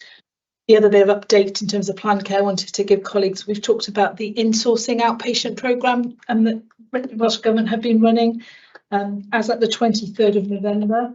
So if you recall, we had around 33,500 patients that Welsh Government were going to pay for the outsourcing company to see in outpatients. Our plan at this point, we should have been around having seen 11,500. That is actually at 12,300, so running ahead of plan. So huge amount of work being undertaken by teams to link with those companies to deliver that, and we are leading the way in Wales on this. It's not without its challenges, and I'm sure we'll come on to talk about that under some other items, but it's having an impact on our diagnostic weights. As you can imagine, it's driving demand into that diagnostic weight, and so some close work in terms of tracking that, and potential support from Welsh Government on capacity and diagnostics to kind of right that well, it's not really an unexpected consequence, but the consequence. No, we did pointed out. And then finally, but quickly, because it's an area of big focus in terms of, yes, they're the kind of the outputs of performance, but what about some of our efficiency metrics in planned care, which is a big focus for Welsh Government. So just to draw out a couple, our SOS and PIFU rate, so this is patients who could go on a follow-up, instead of being brought back to a follow-up clinic, they're put onto a list, see on symptoms. If a patient has the symptoms, it can call back in, and the patient can call back in rather than just sort of a generic repeat. So there has been a bit of a drop. We are Wales leading on this. So there has been a drop from 15% to 12.7%. It is disappointing, but I did want to stress that that is against a backdrop of an increase in discharge rates. So patients being discharged from first outpatient, that's gone up by 2%. So that's at 20% now. So that's that's an area we want to see an increase rather than it's important we look at both of those together so we're not driving the wrong behaviours. DNA and CNA continues to perform well, and some further improvements down to 5.5% from last board report, and again some improvements in theatre utilisation up to 86.1%, but we know we've still got an awful lot of work to do on the late starts and early finishes through the quarters. Yeah, they are not good. No, they're not good. No. So that's all I was going to say on the operational performance. I'm happy to take questions on that. I'll hand to Sarah on the workforce bit. Thank you. Any questions to Yeah. Yeah. Oh. Looking at the report in its entirety, I guess it's a lot of good things happening and lots of good things to report, but kind of reading between the lines a bit, you get the feeling that it's running pretty hot out there. It seems that the system is pretty stretched all around. And I guess that's concerning because we're just starting winter. I know we say winter's happening all the time, but we still have the depths of winter to get through. So I'm worried a little bit about services in this stretch now. What's our capacity like if actually it's going to demand is going to increase in some of the more demanding areas? Specifically, I wondered about this stroke figure of 3.whatever%. I wonder whether that's just the way we're recording things or whether there is a delay in people actually getting specialist care, because the whole reason why we centralised stroke activities, I guess, was to improve. When you read that, it doesn't sound as if there's been much improvement. That sounds quite worrying. I wonder whether it's just the way we've written it. Peter. Yeah, thank you. Yeah, so these are Q1 figures for stroke, and that is probably our lowest figure we've seen about access to the hyperacute stroke unit. So from the moment they enter the front door to get onto the specialist stroke unit, we have a target of 4 hours, and probably to achieve 3.8% for that is really disappointing figure. But I do believe the figure is accurate. I've had discussions just this week about that because I was concerned about our data collection. There's been some changes to the way the data is collected. This is probably the first quarter we've had in recent times where the data is more reliable. What I often say about stroke, it is an emergency care pathway, and when the rest of our emergency care pathways are struggling and challenged, you will see an impact on stroke as well, because they come in through the front door and that way. Some of the challenges we have on our stroke unit is, whilst we've made efforts to ring fence beds, which is kind of good practice and recommended in our GIFT recommendations, we don't really have buffer capacity. So when we get spikes in demand, we don't really have the extra capacity to adjust for that. So that is challenging, and we're thinking through at the moment how we deal with that, because I think that's necessary to build on the buffer, but we're working that through. What I would say though is, whilst the ideal is to get the stroke patient to the hyperacute stroke unit within 4 hours, if we can't, we start their stroke care in ED. And if you look at our clinical outcomes for stroke, particularly on mortality, we do really well. And so what that is telling me is we are providing good stroke care to people, but we're not doing it in the ideal way, which would be on a hyperacute stroke unit. So we do our best, probably in the wrong environment, if that makes sense. So things like we are the highest performer in Wales in terms of access to a stroke specialist within 24 hours. We perform better than anybody in that. We perform better than anybody in terms of thrombectomy in this quarter as well, which is really impressive figure. And I think we benefit because we're between Bristol and Cardiff now, and we've got almost the advantage of that. And that's really great to see that improvement. Same with thrombolysis. We do as we expect to do in thrombolysis. So whilst I'm not happy with that figure, 3.8, I need to see that much higher. I'm also looking at the other data as well and asking the question, well, are we able to give stroke patients good care nonetheless? And I'd say we are. I just would much prefer to get them to the hyperacute stroke unit. I think one option we can consider in the future, and we've talked about it a lot, is more direct pathways.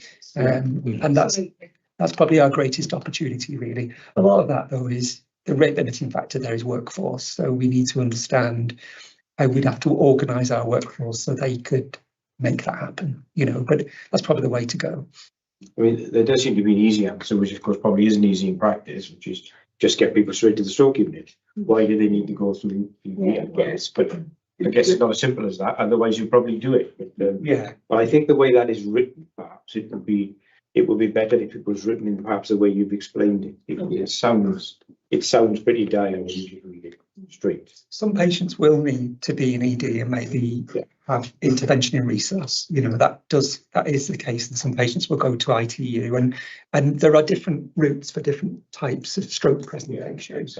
But there are absolutely those that could have a direct pathway. We don't achieve that at the moment. That's definitely one of the things that we're looking at as an opportunity.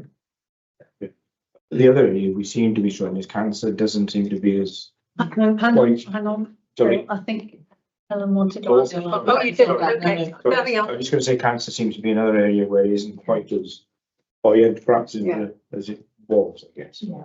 Absolutely. Can I just don't want to lose your first point, Phil, in terms of it's running hot. It is, and we look at the kind of how we're tracking against the data at a weekly basis in execs in terms of the winter modelling, and we are tracking at the higher end, and that's what it feels like as well in terms of when you look at occupancy.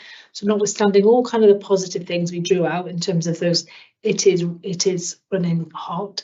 In terms of sort of mitigations, just wanted to draw colleagues' attention. We've got in response to that, we've got a community ward at Chepstow coming online on the 19th of December. In response to those winter pressures, putting 22 beds into the system, and then just before the new year, 23 beds, 10 before the new year and 13 after, in terms of a medical ward on the Gwent, to replicate where we are predicting additional demand coming in, as well as other suite of actions, and which will hopefully be supported by this. We're not calling it breaking the cycle, are we? But this the winter sprint, breaking the cycle methodology in terms of that real focus, 2 weeks of supporting patients on the discharge journey. So yeah, I just don't want to lose your point on that. I think the council. Which bit? The detail of the sprint. The letter then will just come out, isn't it? The winter. If you're opening additional beds, is that accommodated within forecast? Within this forecast, we can't really afford, but it's the risk of not doing it. Oh yeah, I understand. But it's within the forecast as it currently stands. Sorry, I lost my train. Sorry, Hannah. Cancer. Yeah, I think we need to do a bit of focused deep dive work on what's happening in cancer, which we've triggered some kind of analytical work in terms of deep diving into what's happening. Is it a function of demand, capacity, both? I think, but we just need to test it in terms of whilst demand has gone up, it may have plateaued a bit, but conversion rates are staying the same. But yeah, it's an area I think we need to do a bit more deep dive. Just on that, because Hannah's right, and just when you get into the tumour site breakdown, that you get a bit more intelligence. We've seen particular dips in gynecology, and there's been some staffing issues there that they're working on. But the other thing, there's a pattern which was picked up on the national, is because of the summer, you see a peak in skin cancer referrals, and they perform really well. They're usually 90% plus in terms of the 62-day performance. They can be at 82% because they're such high volumes. They have a huge impact on your percentage. So as you recover now from the summer, because they now hit in the 62 days, that bit starts leveling out. Does that make sense? So it's the tumour sites that are under. Is where, gynecology, urology, some of the lower GI, that's where we've got some of our bigger challenges, on that kind of pathway. So each of them have got a slightly different plan, but we do need, as Hannah said, to a deep dive, given, some of them are not improving in the way that we were hoping. Did you want to add to that? A quick one is, clearly the winter pressure, one of the big challenges is elective activity during the winter months.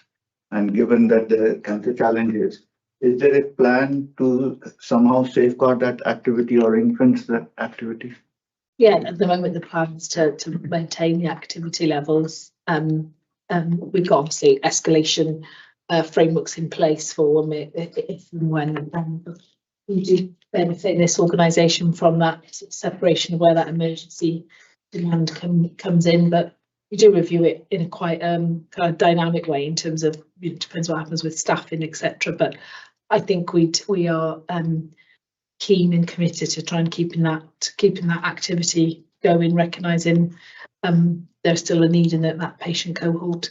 But we review that dynamically through the executive team. It's not part of our plan to take activity down. I was just on the National Insourcing Outpatient Programme. I'm pleased to say you've made such progress, ahead of schedule, but I just wondered the sort of practical implications. Have you had any feedback from the patient experience or the staff who are involved as to, because obviously the concern was that people would DNA and not come, and it sounds as though people have engaged with it. And yeah, it is. It's a shame Leanne's not here for this because it's her team, it's not me. I'm just reporting on the delivery of her team and others. It is a significant amount of work. It's a directorate level, so those directorates involved are man marking the provider. There have been some challenges. I think maybe some of them now been experienced, and Rob may know a bit more about this from the contractual side in other health boards in terms of clinics having to be cancelled because the wrong specialty doctors being, it's not being matched. I don't think we've had some of those challenges in recent history, but it is a lot of work for the teams. And I think there's been a bit of challenge in the capturing of data in terms of the outcomes from the clinics, which we really need to track through, both from capturing the financial implications as well as kind of the impact on other parts of the pathway, which we touched on diagnostics. So we're getting through the numbers, but there will be a legacy of this. But positive that patients are being seen. I think things have settled down a bit in terms of that. It's my understanding, but I don't know if other colleagues have got. Yeah, Rob can have more structural piece. Yeah, so in terms of the operational factors, I'm not really sure on what experience others are facing. That we appear to be doing better, and logistically making it work. I was going to pick up is actually a likely cost impact for us. Yeah. Is not supposed to be. Well, good point that out as well. I just opened the report that my team has sent me, and if we keep going at the rate we're going at, it's looking at about £700,000 cost pressure that isn't going to be covered. That's not in the numbers I'm going to report today, but it's something we do need to re-pick up with Welsh Government because we didn't have a response to the letter we sent in about cost coverage. The other factors, I think, it is putting pressure on prescribing, obviously, because we've seen lots more patients, and the diagnostics of the pressures and targets, which I think is in your report, and around the pressures of dealing with this cohort as opposed to the treating turn cohorts. But there have been some successes in terms of how many people have been discharged, haven't they? Yeah. 50% come out of this. Yeah. I think. Bear with me, I've got the. Well, why are you looking for that, Penny? Yeah, I just want to ask a question about the preventative aspect. Vaccination, childhood vaccinations, and my concern about the HPV vaccination rates are remaining static, and 11 schools are, under target. This is awful. This is preventative. It saves lives in the future. But it also saves cost to the NHS if we're going to look at the bare bones and all the, the care in between. So yeah, why isn't it right up there? Why aren't we ensuring that it's right up there? Because this is really important.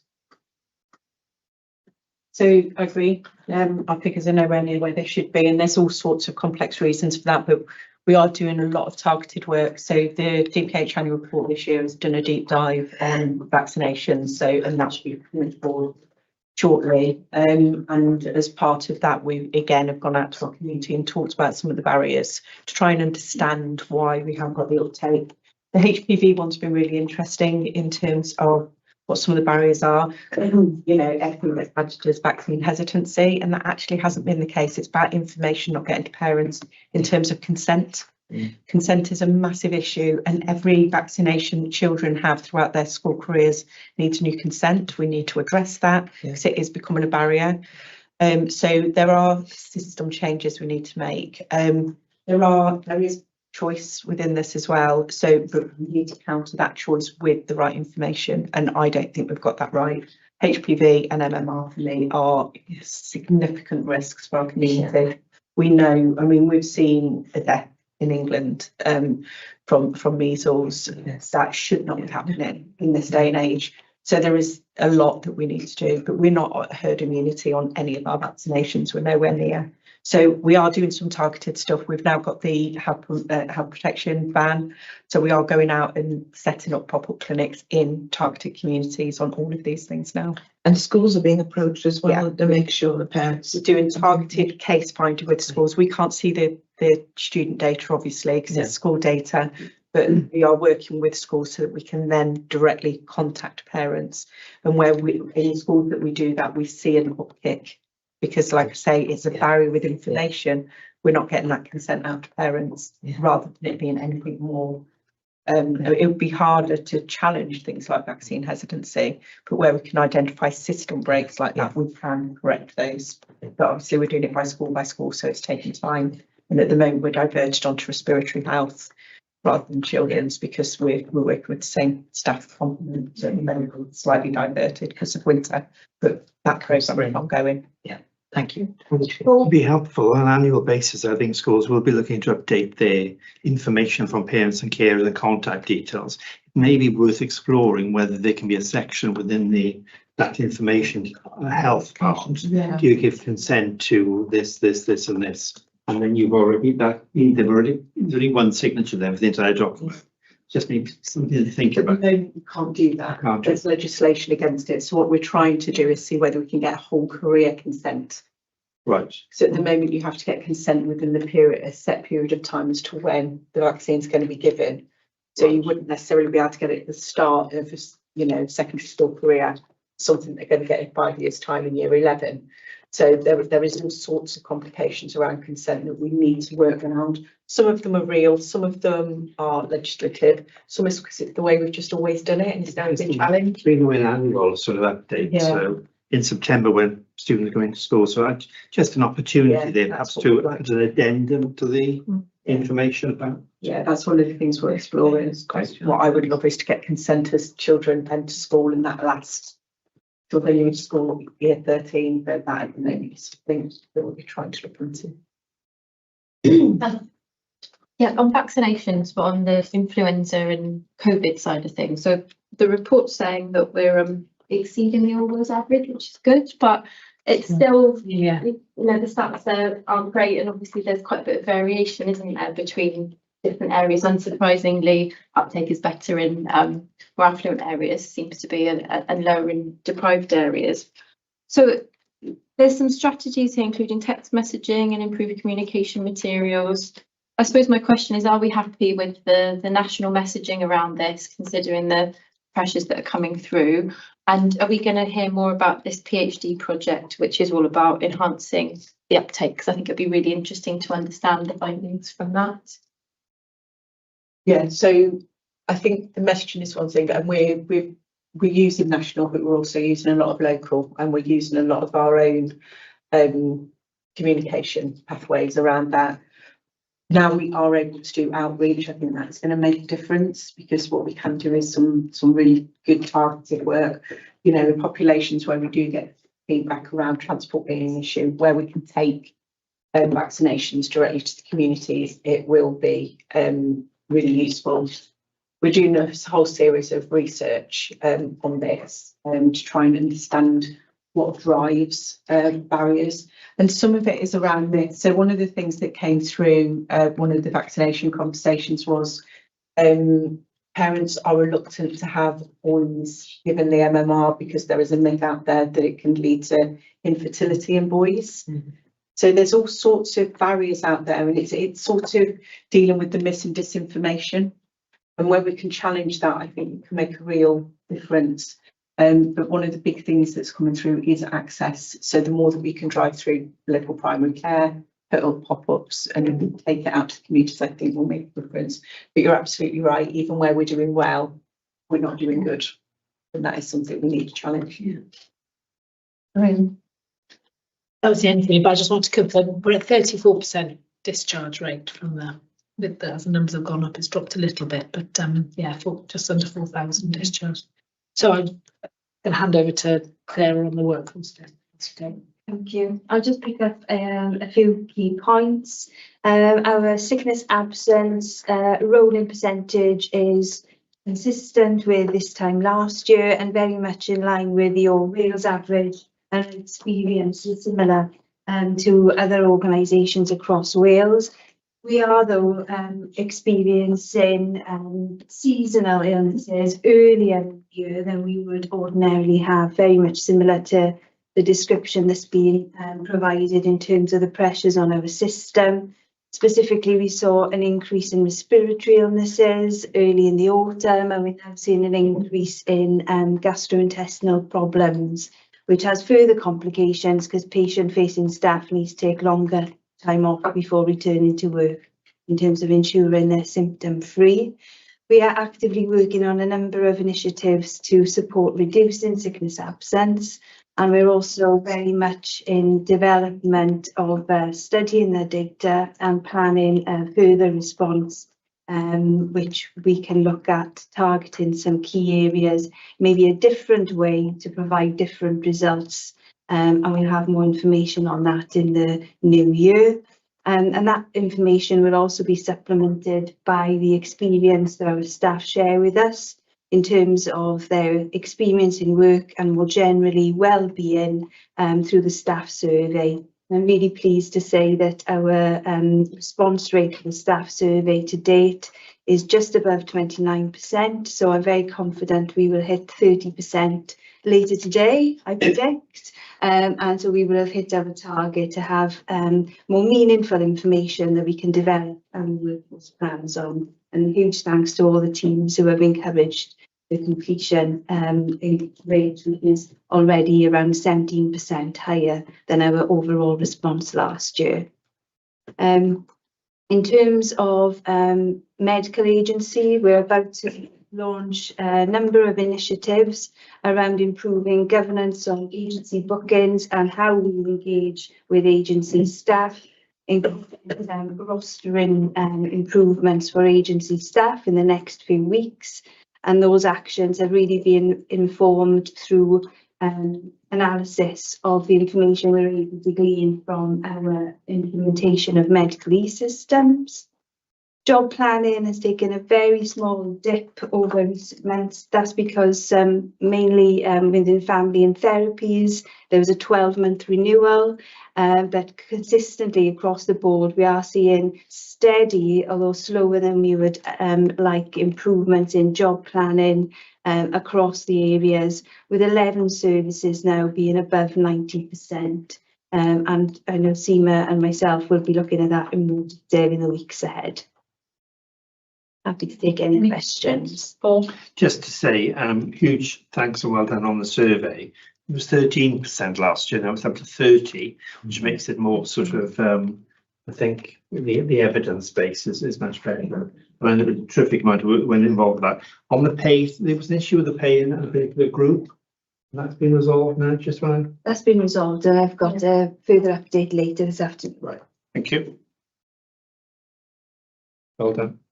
I'll try and be brief, and I'm assuming you've read the report. So this is a different style report to the one you've had previously. We've embedded the quality narrative report now into the integrated performance report to try to make sure we're bringing together the obviously workforce and performance with our quality metrics.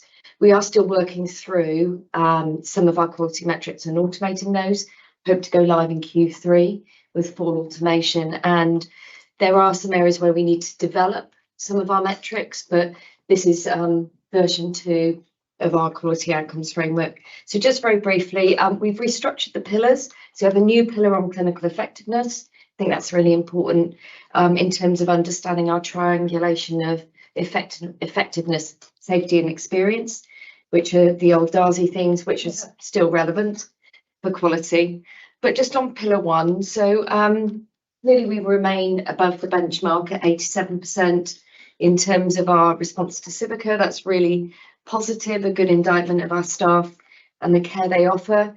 Clearly, we also want to focus on those negative experiences and how we learn, but just a few points of learning. What we've tried to do throughout the report now is identify what you should be worried about and where we're seeing learning and improvement, so you can see the so what. So just in terms of pillar 1, we've done a lot of work with the deaf community. We've now got a people participation panel for deaf voices, and that's been significant in terms of engaging the deaf community. We've worked with managers to create a guide to neurodiversity. So when people are coming into hospital who are neurodiverse, there's a guide for managers about how to support them. We've done a lot of work around bereavement, as you know, and we now have bereavement cafes in all 5 boroughs. So fantastic in terms of supporting people who have gone through a loss.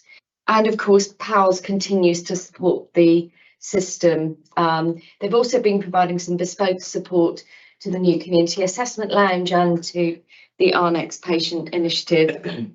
We are still struggling with complaints in terms of overarching compliance, but you'll see on the next report, actually, we are seeing a reduction in terms of complaints to the Ombudsman about the complaints process, and we are seeing less upheld overall. So really pleasing in terms of quality of response, further work to do on timeliness, and we're about 6% below the All Wales average.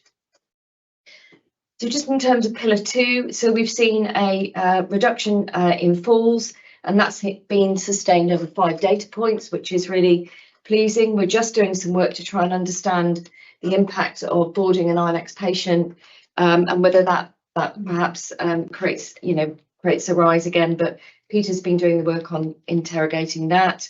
We now include pressure ulcer data. As you know, pressure ulceration is a really good proxy for nursing care.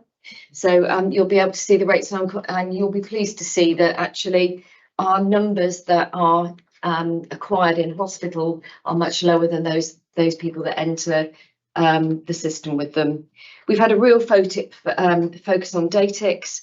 So we have 74% now closed in 30 working days. That's the benchmark, and that's a real improvement. And my team and Peter's team and the divisions work together closely to ensure that we are focused on that closure, because it's only at closure we know the harm and the learning. In terms of duty of candour, we're starting to pull through the learning and feedback. Themes tend to be about compassionate communication, culture and training, which is probably not unexpected with where we are. Board accreditation goes from strength to strength, and clearly that means we've got lots of QI projects live. Our staff are really engaging with that. We've got multi-professional engagement with that, and even our facility staff are engaging with that. So we've had lots of domestics and support staff really engaging with wards on their accreditation. Pillar 4 is health and safety, so I won't reiterate that. In terms of pillar 5, infection control, we are below the All Wales benchmark on all infections but Pseudomonas is very small numbers. We have seen a challenge around Clostridium difficile, mainly because of the busyness of the system. So isolating people early and making sure that we've got the right cleaning practices in place. We will have a risk with winter. I'm pleased to say that as of today, we remain in amber. So our benchmark to tip into mask wearing would be 50 infections across RSV, flu and COVID, but we're around the 30 mark at the moment. So not tipping in terms of inpatients. So lots of work underway. We are focusing on cleaning. There are new cleaning standards that are being released by Welsh Government. They are much more stringent. There is no funding to follow that. So we will need to review that. And obviously we continue to focus on antibiotic prescribing and the fundamentals of IPC. And just finally on safeguarding, our training for level 1 and level 2, as you know, is near the benchmark of 85%. We do have concerns with level 3. As you, some of you will be aware, level 3 safeguarding training, there's an element of face-to-face, so it cannot be delivered online. That poses difficulties in terms of releasing staff. So we have an SBAR for exec committee, and we've got a deep dive at PQSO in December to look at the work we're doing to try and recover the position. The standard is set by something called the Intercollegiate Guidelines, and they are UK-wide, set by the Royal Colleges. So very little ability to influence that at all. And just to say, we are seeing, we've had a levelling out around our child duty to reports. Our adults tends to fluctuate depending on the training and the awareness, but we are seeing an increase in terms of activity in safeguarding. So many more requests for engagement in MAPA and MARIC processes, but also lots of requests for engagement in multi-agency meetings around children and vulnerable adults. So it's definitely a growth area that we're seeing. Thank you. Thank you, Kelly. Any questions for Jerry? Yeah. Thank you. And it's nice to see that things that we've striven to improve have actually gone in the right direction. Yeah. Thank you. Finance. Thanks, Anne. Bearing in mind that we have to produce, according to the letter from the Cabinet Secretary, a recovery plan and implement it by the end of this week. Okay. Come on, yeah. So the report that's been included in the pack is for the 6-month period ending September 25. In terms of the KPIs for our key targets, they're presented from a revenue performance perspective. The year-to-date deficit £11.3 million, the forecast deficit of 19.9 million, which is a figure that was reported at our mid-year review. We're holding that. In terms of capital, we've spent £11.9 million year to date. That's about 35% of our budget, and we expect the full year spend to be aligned with our allocation. So again, that's a positive at this point in the year.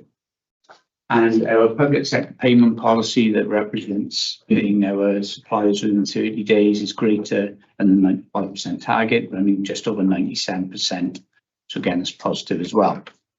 In terms of the forecast deficit, there's a section in the report that identifies the key drivers. Again, these have been shared with the board, but as a refresher, national issues about 3 million, urgent and emergency care pressures 4 million, cancer 2 million, including diagnostics, and demand growth around drugs, CHC, and mental health pressures, around £9 million. So that's the makeup. We have discussed that at length before, so I won't go through that today. In terms of risks to the position, we do continue to have a risk with Welsh Risk Pool contributions that are not in the position currently. And that's potentially £7 million. There's an always discussion and debate around how that's going to be treated. I'll update on that when there's a conclusion to that discussion. At month 6, the Band 2 appeal was not factored in. We've now had in month 7 clarification on that we will get that funded non-recurrently from Welsh Government. Other risks include the full delivery of savings, which I'll come on to in a moment, but also we've assumed funding for our early RTT activity and treatments, particularly in orthopaedics, above funding levels for Q1 and Q2. We have had some positive intelligence on that, but we have not had final funding figure provided to us. I'll come back to that in a moment. In terms of savings, our plan identified a £40.4 million savings target. At month 6, our forecast to deliver is 42.5 million. So that's a positive position to be in, with 29 million of that being recurrent full year effect impacting next year. So that's slightly above plan, again, a positive. We've identified further opportunities of just over £4 million. They are being progressed. Some have dropped off and been replaced with others during month 7. I'll come on to month 7 in a moment as a verbal update. But generally, where we are identifying opportunities and extra savings are being identified and delivered, we're having to utilise that for cost pressures where we didn't have budget available. So winter was asked about earlier. At month 6, winter wasn't factored in. At month 7, it's factored in and it's compensated for through opportunities, extra savings, and some reserves that have been identified. So that holds the position at 19.1. In terms of operational demand, driving costs, we continue to have costs driven around acute drugs, specifically high-cost drugs in cardiology and haematology. We're doing a focused deep dive piece of work around that to understand our forecasting mechanisms and get intelligence to just test whether they are likely to land at the year end at the estimates we can put in. So there's a multidisciplinary group looking at that in particular. Other areas have continued through the year, CHC and outbreak pressures, which has been reflected in the earlier discussion, particularly around delayed transfers of care and other pressures in terms of our emergency care system. Planned care, which we touched on a moment ago, we are doing very well in terms of delivering RTT work, but again, there are costs on us above funded levels from Welsh Government, which we are continuing to liaise on. In particular, there's some concern around funding where we've managed to deliver additional activity above plan through efficiency, but efficiency doesn't come for free. There's a marginal cost to that. At the moment, that's looking at around about £1 million, and we continue with the efficiency levels we're operating for the year to date. So that's something, again, we're liaising with Welsh Government on to see how we can manage that. We have had, as was mentioned earlier, Q3 and Q4 activity funded, but that's not fully reflective of the efficiency that we're likely to deliver in the latter part of the year. That needs to be discussed in the mix of all our planned care delivery. Overall pay after the August backdated pay uplift is running at a flat rate. We've increased our substantive staff, again in line with our savings plans. The variable pay has not significantly reduced, so we do need to maintain pressure on that to help manage our overall position. Non-pay, again, is reduced largely because in August we paid pass-through costs for national funding to our service contractors and other NHS bodies. That's returned to a regular run rate profile. Again, in terms of our run rate profiles, they're fairly flat, but they're above where they need to be, which is why we're reporting a deficit. So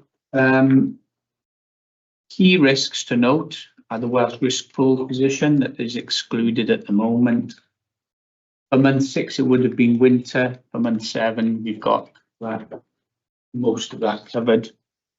And our work around planned care and RTT funding is something that is still leaving me on it and keep an eye on. The last thing to note is the paper is to note as usual for assurance, but there is an element of request for approval for a strategic cash support from Welsh Government, which as we have a forecast deficit, the board needs to agree that we will request that, covering our cash flows to the year end, equivalent to our deficit. It's what we've done previously. It's a formal request from the board to note that day. And as and when we get close to that deadline for that request, which is around about the end of February, we'll be asking Nicola to submit that to Welsh Government with your support. So if we can get that support today, that would be helpful. Month 7, I've mentioned some points about month 7 already. Sorry that before you've been late to get to the papers today. Overall, the position is similar. We do have a slightly increased level of savings, which is helping support our winter delivery. And we're progressing some further opportunities. As I said, those opportunities are really focusing on the ability to mitigate our other cost pressures beyond the 90.9. And just to come back to Anne's point, there has been a request from Welsh Government to identify, develop, confirm and implement the savings delivery plan to achieve break-even by the day after tomorrow. It's something that we were aware, for obvious reasons, we would be required to do. I think Friday was a bit unexpected. Well, So that's a summary from here. thank you, Rob. Are there any questions to Rob? Well done. I think just on the last point, it's worth, I have kind of reached out to Harold application because the message on the national meeting yesterday was you've got to hit your forecast. Sought clarity on, we obviously recognise the significance and the need for us to improve if we can on that position. Yes. You know, putting additional funding in for winter doesn't feel palatable, but then the risk of us not doing that is significant patient safety risks. And on the back of us already delivering another 40 million and some of the growth issues we've shared, I feel there are significant risks of us, you know, of bringing the position down to zero, which will have significant impact on our patients when, you know, it's a position every health board is facing to different levels. So it is a conversation that we will follow, Rob and I will follow up. Yes. So, because that request doesn't specifically come through mine and Rob channels. Yeah, so we need to exactly. just follow up. Thank you. And I think we need to reiterate that we are trying to mitigate cost pressures in every which way, but we cannot endanger patient safety. And we have to maintain the access to care for people. Are there any questions? Neil? Rob, just for clarity, you mentioned the 7 million Welsh risk pool. I wasn't quite clear, perhaps I understood. So that 7 million, is that positive or adverse to the 19.9? Unfortunately, adverse. And it could be higher. Yeah, I don't think it's included in any health boards. One health board health are included in month 7. Oh yeah, that's right, that is true. Well, we're waiting for clarification. Yeah. Right. Yes, is it Nels? No, the Public Service Ombudsman letter. Okay, thank you, Anne. So this is the annual letter from the Parliamentary Services Ombudsman for Wales. I'll take the report as read, but I'll just highlight a couple of areas. So we're required to present the annual letter to the board, and we are required to consider the data within the annual letter, and obviously make recommendations around the themes or trends. And we also have a requirement to go back to the PSOW with the outcome of the board's considerations. So this report is for assurance. But just to say, so in summary, it's a much more positive report than last year. Both verbally and within the report, we've had positive feedback from the Ombudsman and their office. Out of the 3,190 complaints we received, only 178 or 5.5% were escalated to the PSOW. We've seen a reduction in the number of interventions from 37% to 28%. And we've seen 98% decrease in referrals regarding the complaint process itself. So previous letter, we had 41, which were about the process. We've had 1 in 24-25. So that's, you know, again, it's a good benchmark around quality. And as we say, we are seeing lower numbers of upheld ombudsman complaints. Disappointingly, we had a reduction in completion recommendations, specifically those completed in 24-25. We've put some additional measures in place to make sure we are monitoring closing those recommendations with divisions and teams. And I'm pleased to say at this moment, all 24-25 actions have now been completed. So the actions are detailed within the report.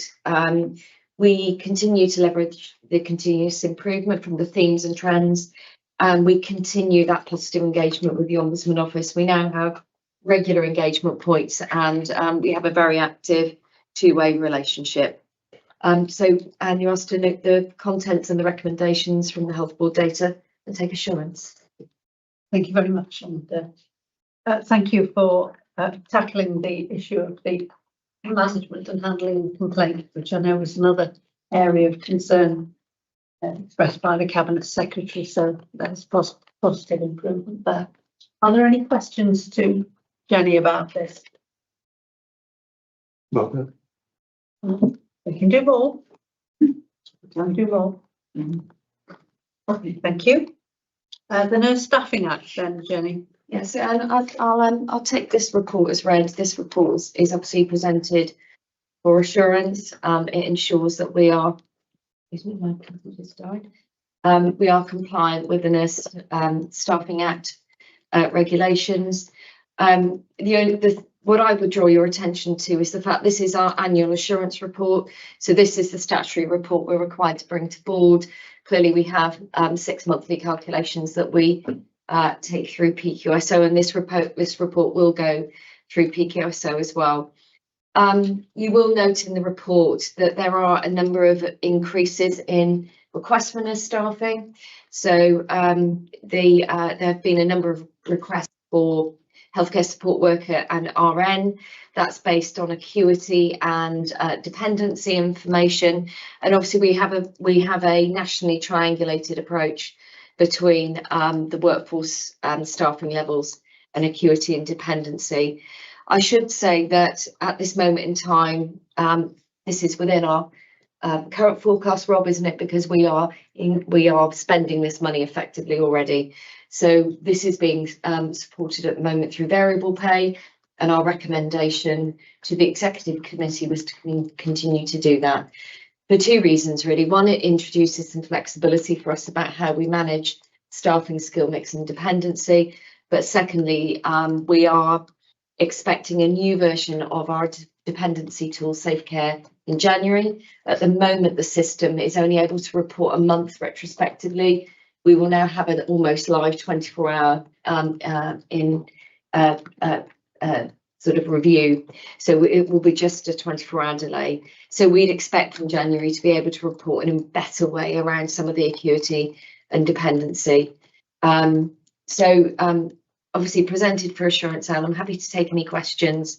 You'll see that some of the rationale for the increases have been included. And it would be, it's really important to note that because we have reconfigured some of the wards, the dependency has changed. So it's really important that we start to triangulate what our operational changes are and how that and how that plays out in terms of the staffing levels required. Thank you. Could I just ask for clarification? If we're using our variable pay to cover this, are we in danger of increasing our use of agency?